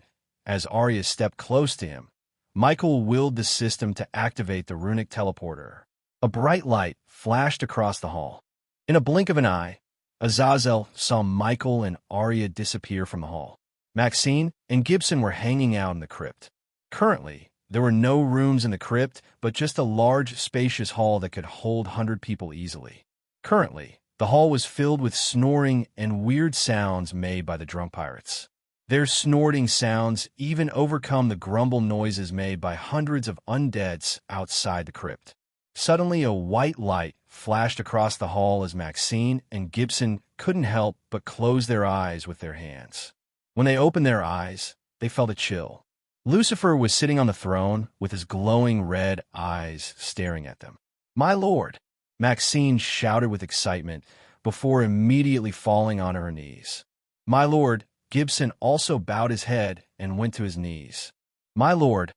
Arya heard another meek voice. She turned her head in the direction of the voice to see Shorty running towards them. Michael was surprised to hear Shorty actually address him as my lord instead of captain. When he saw the skull mask on his face, Shorty was stunned as a sudden nervousness occupied his heart. "Maxine, Gibson, let's go buy ourselves a new warship. Asterisk, asterisk, expect Pirates of the Caribbean like Sea Battle in the upcoming chapters, asterisk, asterisk." Chapter 387 World Domination begins to 1/2-inch swallow this. With a flick of his wrist, he took out 3 tiny blue pills the size of a pearl. It was odorless but shiny. Maxine took the pill without any hesitation, while Gibson stared at the pills with a confused face. "Just take it," Maxine growled as Gibson quickly took the pill and swallowed it. Shorty had no idea what the pill would do, but he kind of wanted to try it for himself. He kept staring at Michael, expecting that he would give him a pill too. "Shorty," Michael called. "You are in charge when we are away. Use this as a last resort, and close your mouth and nose after using it." Shorty saw him yet again flick his wrist. This time it wasn't a pill that appeared in his hand, but a glass vial. Shorty's hands shivered while taking the vial. He held it close to his chest. "Tell them to be ready. We will leave when we get back," Michael said as Shorty nodded. The very next moment, Shorty saw a bright light flash across his eyes. When Shorty opened his eyes after closing it due to the bright light, he stood in the hall alone. Gibson, Maxine, Arya, and Ghost were nowhere to be found. Shorty stared at the vial in his hand, wondering what it could do. He had no idea it was diluted fear toxin that would scare the crap out of the pirates if it escaped the glass vial. With his inventor skill, he was able to make adjustments to his armor, which enabled him to release fear toxin into the air whenever he wanted. However, unlike the vial in Shorty's hands, the fear toxin in his armor was potent to the point it would kill anyone in Southern Continent in a few minutes, while cultivators at or below core formation level would die of heart attack if they breathed in the toxin for more than 5 minutes. "Fuck, where are they? We have been waiting for an hour here." Inside Senator Caius Manor, Tiberius punched the wall, losing his patience. Caius was too focused staring at the map on his table. "Calm down, Tiberius. Do you know where H is?" Another sweet, gentle voice could be heard in the room. It belonged to none other than Sadie Kaplan. She traveled from newly found Tiberius' kingdom to Giselle with Tiberius to the meeting with Lucifer. It was time she returned to Elon, but to return, she would have to sail by the sea, which would take months. Hence, she wanted Lucifer to teleport her to Elon. The last couple of months had been an eye-opener for Sadie. When she was initially assigned to investigate the killings of Lucifer, she thought he was nothing but pure evil. It was rage and helplessness that pushed her to seek out Lucifer when her sisters disappeared. Now, she changed her mind about Lucifer. Although he was not exactly what someone would call good, he wasn't as evil as the Guardians claimed him to be. Because of Lucifer, the girls were alive and got a second chance at living. The former slaves settled into Tiberius' place seemed to be really getting along with the girls. They were helping the girls overcome the trauma despite being that they had been through traumas of their own. Asked the senator. He was the one who sent him to the Maven Kingdom. Maven? Sadie asked, bewildered. She was still not quite used to the landscape and the kingdoms of the Southern Continent. What are the 7 kingdoms again? She asked, hoping to get Caius' attention. If he started talking, she hoped it would calm down Tiberius, who had no patience whatsoever. Her melodious, sweet voice was indeed able to take his eyes away from the map. She stood up from her chair and walked towards Caius' table to see the map.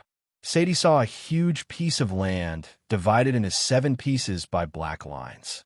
The border of the continent had 3 adjacent kingdoms which were surrounded by mountains according to the map. These are the 7 kingdoms: Gisel, Maven, Bralon, Prerid. After pointing the 4 kingdoms on the map, he moved his fingers towards the border where the 3 kingdoms were surrounded by mountains: Kivin, Zoril, and Netis. These 3 kingdoms are known as Trident of Southern Continent because these 3 are ruled by kings, not senates. Yeah, I heard about the freedom fighters were hiding in the forests of Gray Mountains near Kivin. Tiberius finally stopped punching the walls and came to join them at the table. So what makes you so tense? Sadie asked. Caius sighed as he moved his finger towards Maven. The kingdom was adjacent to Giselle and almost the same size as them. Caius' finger rested on the border of the 2 kingdoms where Sadie saw a marking of a mountain. The mountains seemed to be right between the 2 kingdoms, almost 50% inside Giselle and 50% inside Maven. This Storm Veil Mountain, what makes it a problem now? Isn't that mountain closed for some bullshit political reasons? Tiberius asked. 2 decades ago, The Senate of each Senate agreed to close the mountain range until both senators come into an agreement of who owns the mountain. This sounds silly to me. No offense. Why not simply share the mountain? Also, what do you guys want with the mountain anyway?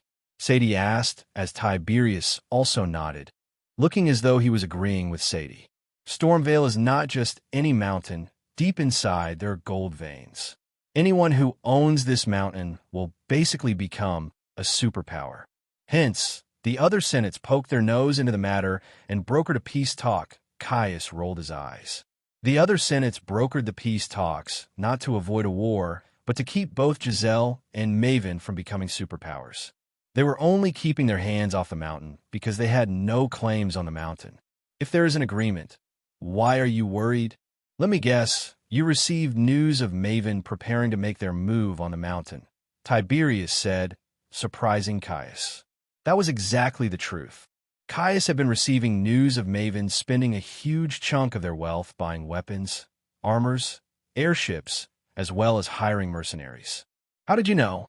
Seeing Caius' reaction, Sade could tell Tiberius guessed it correct. Therefore, she turned her gaze towards Tiberius and asked, "It doesn't take a genius, actually. After Lord Lucifer helped out Senator here kill the previous Senate, the seats of the Senates are empty. Although the Senate has been filled with Senator Caius buddies, it's temporary. The elections are coming. Giselle has to spend most of her resources ensuring the elections would be fair and the kingdom would be in a tense situation. Plus, until the elections are over, the Spartans would take over the leadership. They are great soldiers, but shitty leaders. The kingdom will be vulnerable without the Senate to lead." Tiberius snickered as he continued. "If they conquer the mountains first, it would be near impossible to take the mountain range back because that's a damn good place to defend. It's a natural forte. Anyone who fights will have an uphill battle in their hands. Also, the Senate will have so many meetings, bickerings, and when they finally get their shit together, Maven would become strong enough to wipe out Giselle from the map." After listening to Tiberius explain, Sadie understood the seriousness of the situation. With the Senate destroyed in a single day, the people of Giselle were tense as it is. They weren't prepared to face a full-scale war. "I could send in the Spartans to defend the mountain range until the election finishes, but it will be like sending them to their graves. Besides, I'm having some problems with the new Spartan captain new. What happened to the old one?" Tiberius asked. "He was injured during the explosion at the arena. A month ago he died, and a new one took his place." Caius sighed. "Took his place? Shouldn't it be you who chooses the new captain?" "Unfortunately, Spartans have their own rules about choosing a new captain. The Senate or the senators can't poke our noses into their matter. I can't fight Maven and the Spartans at the same time. This is giving me a headache on top of the upcoming elections. I hope Lord Lucifer don't get disappointed with you." Senator Tiberius snickered. He hated all the senators, including Caius. All the Senate and the senators sent their forces to shut down the rebellion. Even now, except Giselle, the other 3 Senate-ruled kingdoms were enforcing harsh rules to put out the rebellion and hanging slaves mercilessly. Although Caius helped the rebels take refuge in Tiberius' kingdom and gave protection, Tiberius knew he was doing that because of Lucifer's orders, not out of the goodness in his heart. Tiberius was only thankful to Lucifer, not to anyone else. "Don't listen to him, Senator. Tell everything to Lord Lucifer. He might just go there and destroy their asses overnight." Sadie slightly chuckled. Tiberius was surprised, as this was the first time he saw this girl chuckle since he met her. She always had a gloomy face. He knew the reason for her sadness. After hearing their story, he came to realize that cultivators aren't better than the nobles in the southern continent. They both seemed evil to the core. Compared to them, Lucifer seemed to be the good guy in Tiberius' eyes. Swoosh! Suddenly, a bright light flashed across the room as the 3 of them quickly shut their eyes close. A few seconds after they opened their eyes to see Lucifer sitting on a throne made of skull and bones behind Senator Caius. Sadie saw Maxine and Gibson standing on each side of the throne. "Lord Lucifer, Lord Lucifer, Lord Lucifer." Caius was the first to kneel down, followed by Sadie. Tiberius took a few seconds before finally getting onto his one knee. You seem tense, Caius. Tell me everything. Michael didn't beat around the bushes, but directly asked after seeing the dread in Caius' eyes. Lord Lucifer. For a few minutes, Michael just listened to Caius explain the problems Giselle was having since he last saw him. Michael was too focused on the tournament and the Guardians and kind of neglected Giselle. It was not because Giselle wasn't important, but any problem in the southern continent could be fixed by brute force, as Michael was a godlike existence here, especially now after upgrading himself. Maxine, let's buy the warship and take a trip to Maven. As you wish, my lord. We should destroy the Senate as we did here. Maxine grinned evilly as Caius felt a chill running through his spine. Chapter 388. My lord, can I suggest something to you? Maxine asked when Michael was about to leave the room. Michael turned his head to look at her. Go ahead. Instead of buying a warship from Giselle, we should buy one from the Pirates' Yard. They have more choices. Michael thought about it for a few seconds before turning the other side to look at Gibson. What do you think, Gibson? Lady Maxine is right, Lord Lucifer. Pirates build best warships in the entire southern continent. What Gibson said didn't surprise Michael much. There was an unwritten rule about a kingdom having naval power in the southern continent. If one kingdom began to build its naval power, the 3 pirate captains would wage war against the kingdom and destroy the kingdom before it could become a threat to them. This was how the pirates have been ruling the oceans of the southern continent for hundreds of years. The combined power of the pirate lords was not something to be taken lightly. Some senates wanted to increase their air force by building flying warships, but the pirate lords made an example of them by destroying the kingdom overnight by pillaging and destroying the kingdom. Each kingdom was allowed to have only a small number of warships and airships. The pirates didn't care about soldiers and ground forces, as no matter how many soldiers a kingdom had, without enough warships, they wouldn't be able to touch the pirates in the sea. Since you were a pirate captain served under Corey, I assume you have some contacts in Pirate's Yard. Maxine nodded. Speaking of Corey, who are the other 2 pirate lords? Gibby's Blackmane Jet, Hobson Rum Lover Vance. Michael took a mental note in his head. Previously, he heard about the pirate lord Maxine was serving under Pirate Lord Corey, Witch Dratchen. Most of the pirates tend to have a nickname between their first and last names. The name varied from something that expressed great feats to great shame. Either way, almost 90% of the pirates had a nickname. Where are they now? Michael asked. Instead of approaching them with hostility, he first wanted to try to make them his allies. Killing them would be as easy as crushing an ant to him, but getting the loyalty of their underlings and dealing with the revolution afterward would become a headache to him. Corey is on her own island, north of Pirates Cove. It's called the Witch Island. Michael listened to her with his head resting on his fist. Caius, you have an airship? Of course, he has. Tiberius answered before Caius could open his mouth. Good, then we use that and talk about solving your problem in the ship. Michael closed his eyes behind a mask, willing the system to unequip all the Lucifer armor and equip a brown long coat, white loose shirt, black pants, and black boots. The system also equipped the facial mask and changed his real face to make him look like someone else completely. Except for the color of his hair, everything changed, including the length of his hair. His hair instantly became shoulder length, as most of the men in the southern continent. Sadie was stunned to see his face without the skull mask. Of course, she knew this wasn't his real face, yet she was stunned to see the face without the mask. He looked rather normal, not like someone who would catch the eyes of a girl instantly, such as Ghost or Noah. Lead the way. As he stood up from the throne made of skulls and bones, the throne vanished into thin air. Caius quickly nodded, stood up, and then began to lead everyone towards his personal airship. How is your kingdom shaping up? While following Caius out of his room towards the airship, Michael asked Tiberius. Instead of addressing it as a village or a town, Michael addressed it as a kingdom. In the future, Tiberius' kingdom would become a huge part of his army to conquer and defend the entire southern continent from the Guardians if they chose to attack. We are still at war with the senates of the other 3 kingdoms, Lord Lucifer. They are still hunting everyone who dares to rebel. The gladiator schools are spending so much fucking gold to prevent anyone from rebelling against their dominus, Caius. After listening to Tiberius without showing any expression on his face, Michael called out Caius as the senator turned back to look at him. "Let's walk and talk," Michael said, preventing Caius from halting his steps. Then they began to talk while walking. How long will it take to visit each of the other 3 Senate-ruled kingdoms? Caius could sense the air become chilly. He even slightly shuddered after hearing the question. 5 days if we used full speed.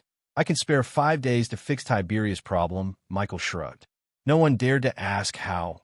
Even Tiberius remained silent, but he could kind of guess what was about to happen to the senators.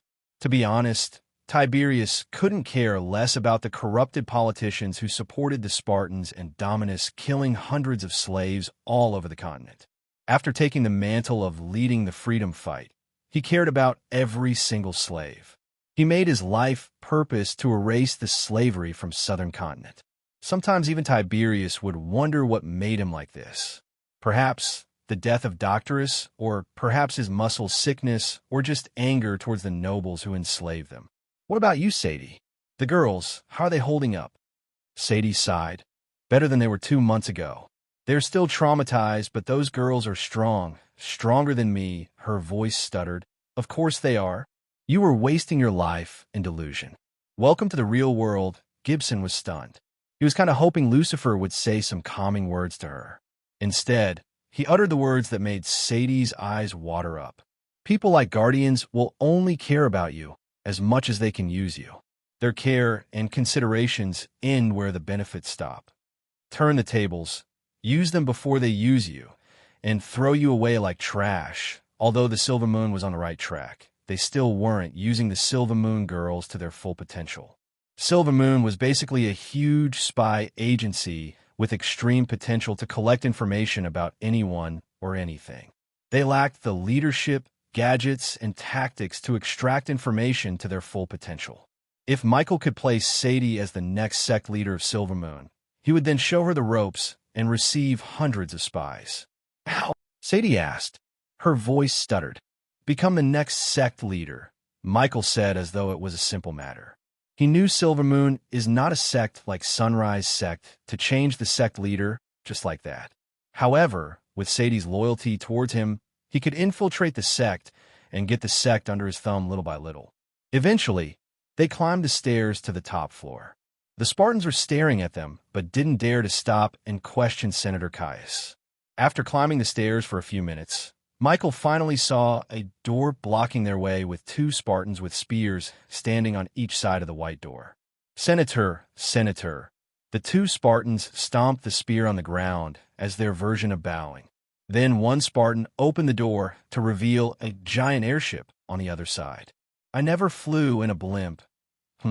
The airship in front of him reminded him of blimps. It looked exactly like a blimp. The golden paint almost hurt his eyes with its bright color. Several Spartans and guards of Caius were patrolling around the blimp. From the balcony, Michael could see half of the kingdom.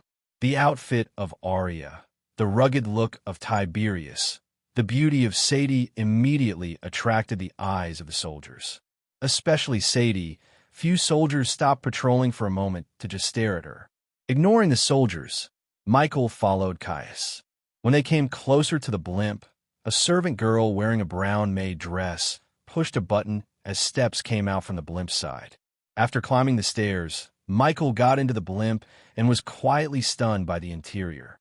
He felt like he was transported back to Earth, as the interior reminded him of the interior of the private jets. The golden chandeliers coupled with glass tables and comfy white sofas made the spacious interior feel cozy. Tiberius' jaw almost dropped seeing everything before him. Unlike Michael or Sadie, he had never seen something so fancy.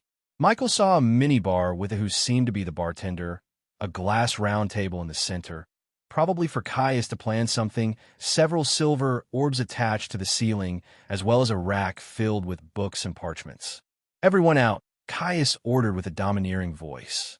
The maids and the bartender quickly cleared the area, leaving them alone. "Where to, my lord?" Caius asked.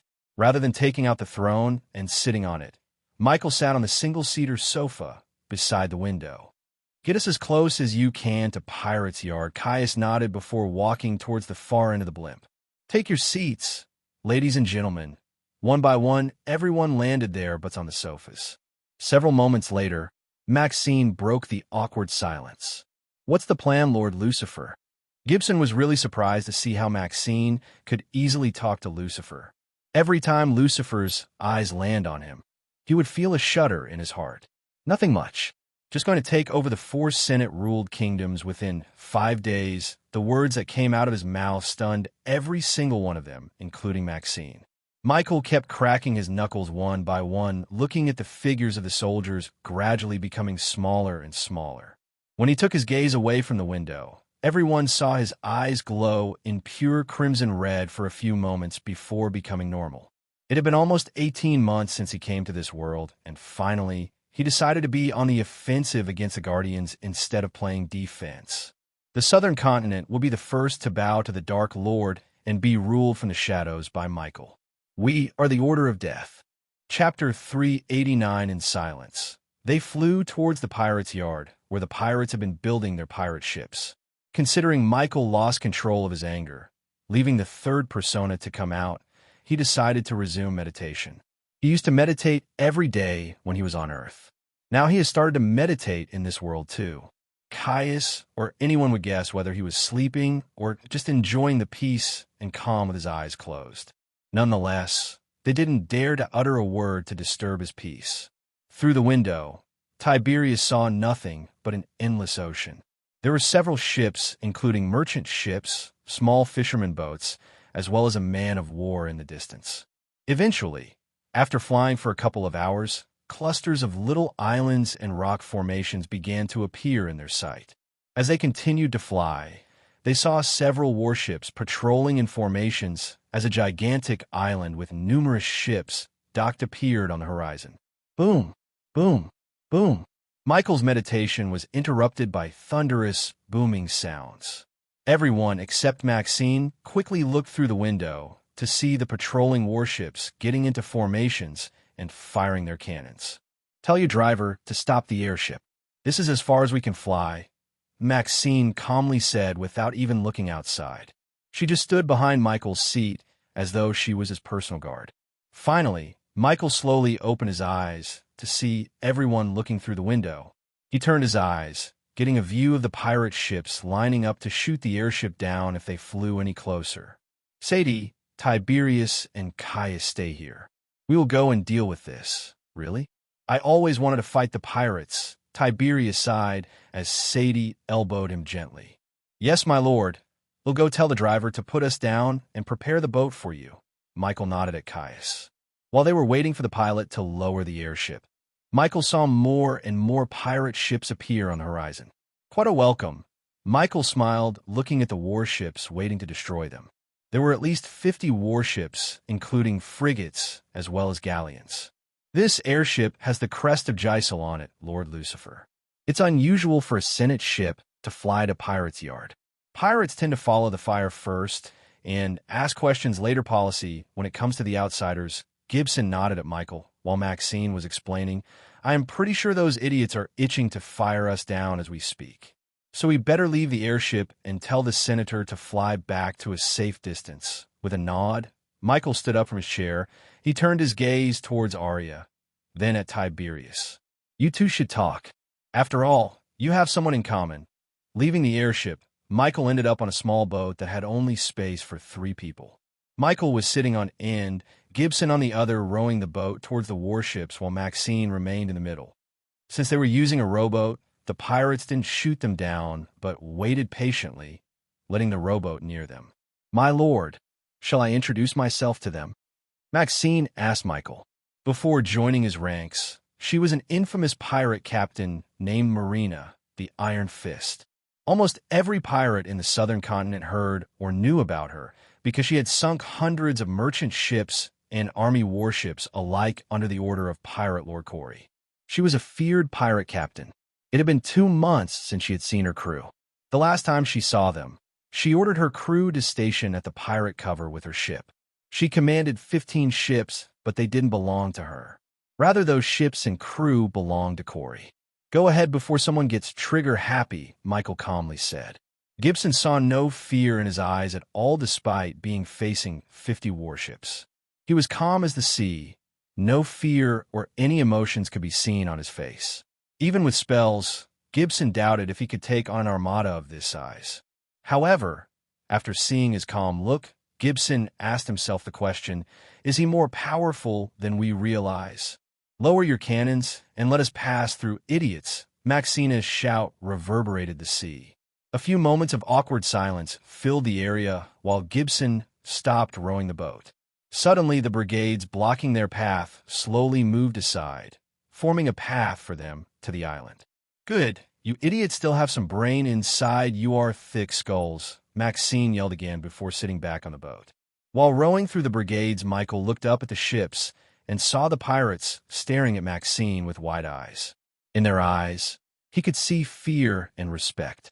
The pirates' yard was a giant island that had several shipyards. Everywhere he turned, he could see ships being built and repaired. The smell of oil and gunpowder overwhelmed his senses. The sweet sound of a hammer hitting the iron, logs sawing, and chattering of the pirates offered a rather charming experience to Michael. They were rowing towards the dockyard where several crates were stacked on each other along with several barrels. There were hundreds of pirates running around the shipyard. Dock the boat here, Maxine told Gibson as he docked the ship with several other fishing boats the same size as their boat. Michael stood up, jumped on the dock with a swift leap. Then he reached out his hand to help Maxine. She was surprised but ended up grabbing his hand to get onto the dock. Don't mind me. When Gibson was about to reach his hand too, he saw Michael and Maxine turn back to walk away. Fortunately, the water was not too deep.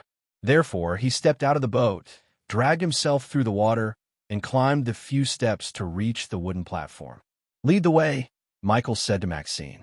Since she seemed to know the layout of the island more than him and Gibson, he let Maxine take the lead while he just followed her behind, looking at the surroundings. The island was not much different than any tropical islands on Earth, but with lots of ships, barrels, drunken pirates fighting each other, and few anchors buried in the sand. As he was following Maxine behind, he saw a lone pirate with a Cuban cigar in his mouth approaching them with a sly smile on his face. On the other hand, he had a bottle of rum. The man had shoulder-length greasy hair that seemed like it did not see the side of a comb for at least a decade. The scare that ran from his upper left eye to the upper right corner of the mouth gave a ruthless look to him. He flaunted his chiseled chest and six-pack abs while walking towards them.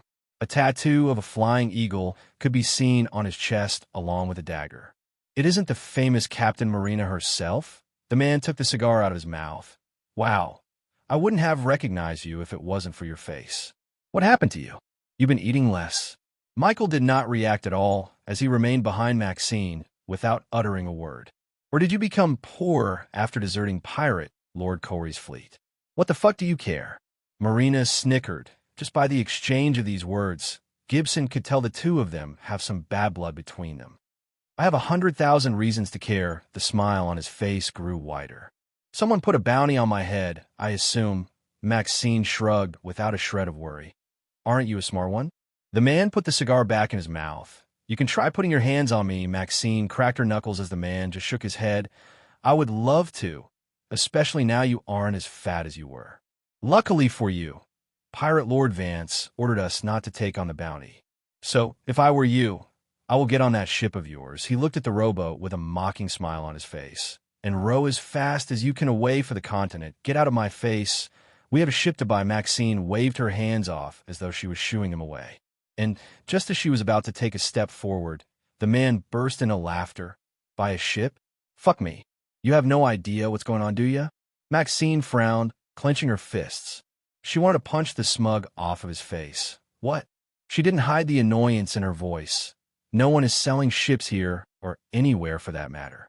Every single ship's being built is going to the Pirate Lord themselves. Since you abandoned your ship, crew, and Pirate Lord Corey, you're not getting a new ship, baby. No matter how much you pay. Michael had a weird feeling listening to the man.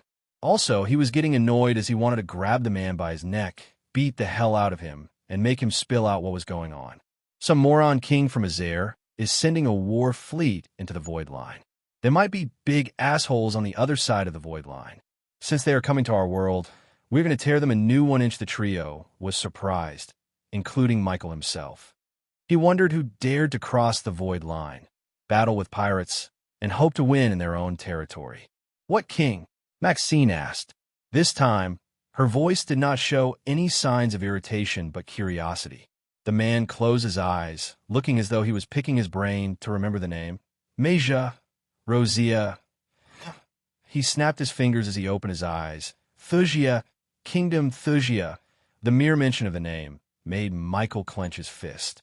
His heart began to beat faster and faster.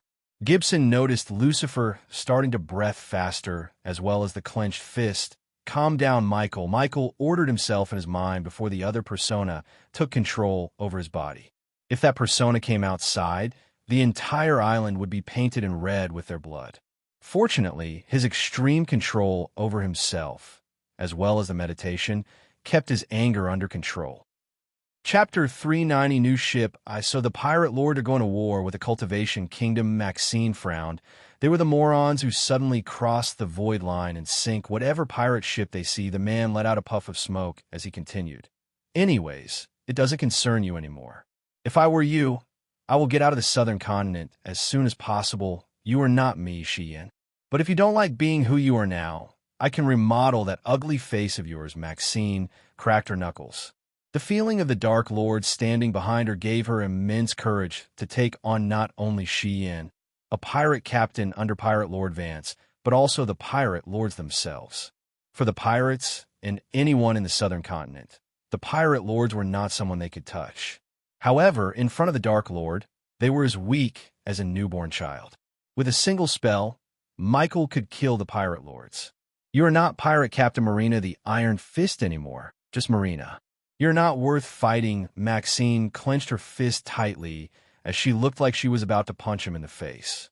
Gibson decided to take a step back, letting Maxine take care of Xian. However, when she was about to raise her hand, Gibson saw Michael step forward. He put his hand on Maxine's shoulder, calming her down instantly. Thank you for the information you provided. Have a nice day. Xian creased his brows. He thought the youngster behind Maxine was just a lackey of hers, but seeing how he placed his hand on Maxine's shoulder and calmed her down, he realized that he was not a mere lackey. Let's go. Michael took the lead. Rather than wasting time with Xian, he walked away from the pirate, taking Maxine and Gibson with him. While walking away from Xian, Michael could feel the pirate's gaze on him. Gibson was baffled. He thought Lucifer was going to mercilessly kill Xian, yet he did not only kill him, but also talk to him with respect. He had never seen Lucifer act so modest towards someone else until now. Still, Gibson was not stupid to think Lucifer was afraid of Xian. As far as Gibson was concerned, Xian was lucky not to get himself killed. In silence, Maxine and Gibson walked beside Michael. A few moments later, Maxine opened her mouth, decided not to speak, and close her mouth. She kept opening and closing her mouth. She wasn't afraid of talking to Michael, but was afraid to question him. Michael noticed the way Maxine has been acting. He's just a small fry, Maxine. Killing him would unnecessarily make us enemies with Vance. He is not worth it, Michael calmly said. But my lord, Maxine talked quietly. You can kill the pirate lords within a few seconds. Give me the order, and I will take them out. The medallion of Order of Death gave her inhuman strength. To be exact, the strength of a body refining stage level 3 cultivator. In the southern continent, where everyone had no cultivation power, she was a superhuman indeed. Nonetheless, Michael had a feeling that Maxine alone wouldn't be able to defeat the pirate lords. If they were so easy to defeat, they wouldn't have been ruling the seas for more than 5 decades. If I wanted them dead, they would have been dead by now, Michael said. The noises around them prevented anyone other than Gibson and Maxine from hearing the words coming out of Michael's mouth. Killing them would create a power vacuum. Everyone under the three would want a piece of the power. Eventually, the struggle for power would create many factions, internal wars.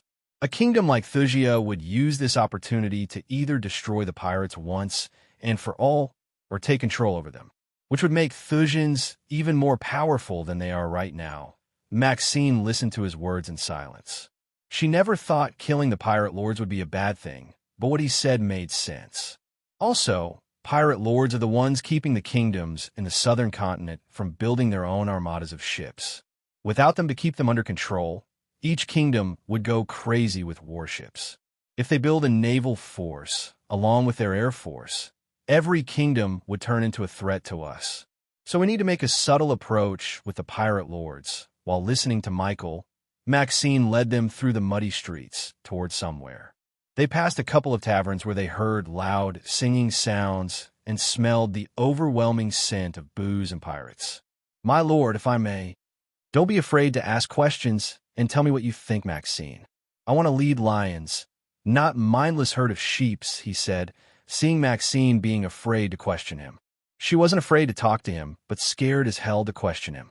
He preferred his subordinates to be more vocal, using their brain rather than following him blindly. Although Michael was an expert in planning, conquering the world wasn't his forte. To become the Dark Lord, first, he had to become a good leader, and any good leader would listen to the people under him. That was one of the differences between a leader and a dictator. "Yes, my lord," Maxine's fear disappeared after hearing him. Gibson also felt somewhat relaxed. "How do you plan to deal with the pirate lords?" "They won't bend their knees, my lord. Those stubborn bastards would rather die than serve someone else." "That's where you are wrong, Maxine. Everyone has a price and a weakness. We just need to exploit one of them. I will show you. After buying the ship, we will deal with Corey." Michael cracked his neck. "Time to undo that bounty on your head."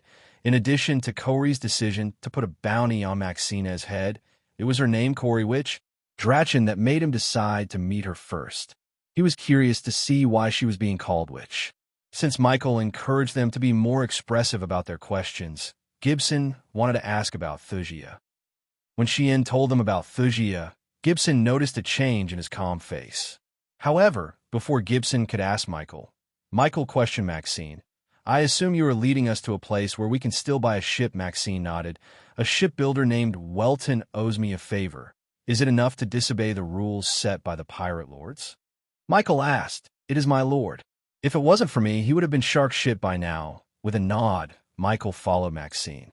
On his way, Michael saw several frigates, schooners, galleons, and even a man-o-war being built on the shipyards.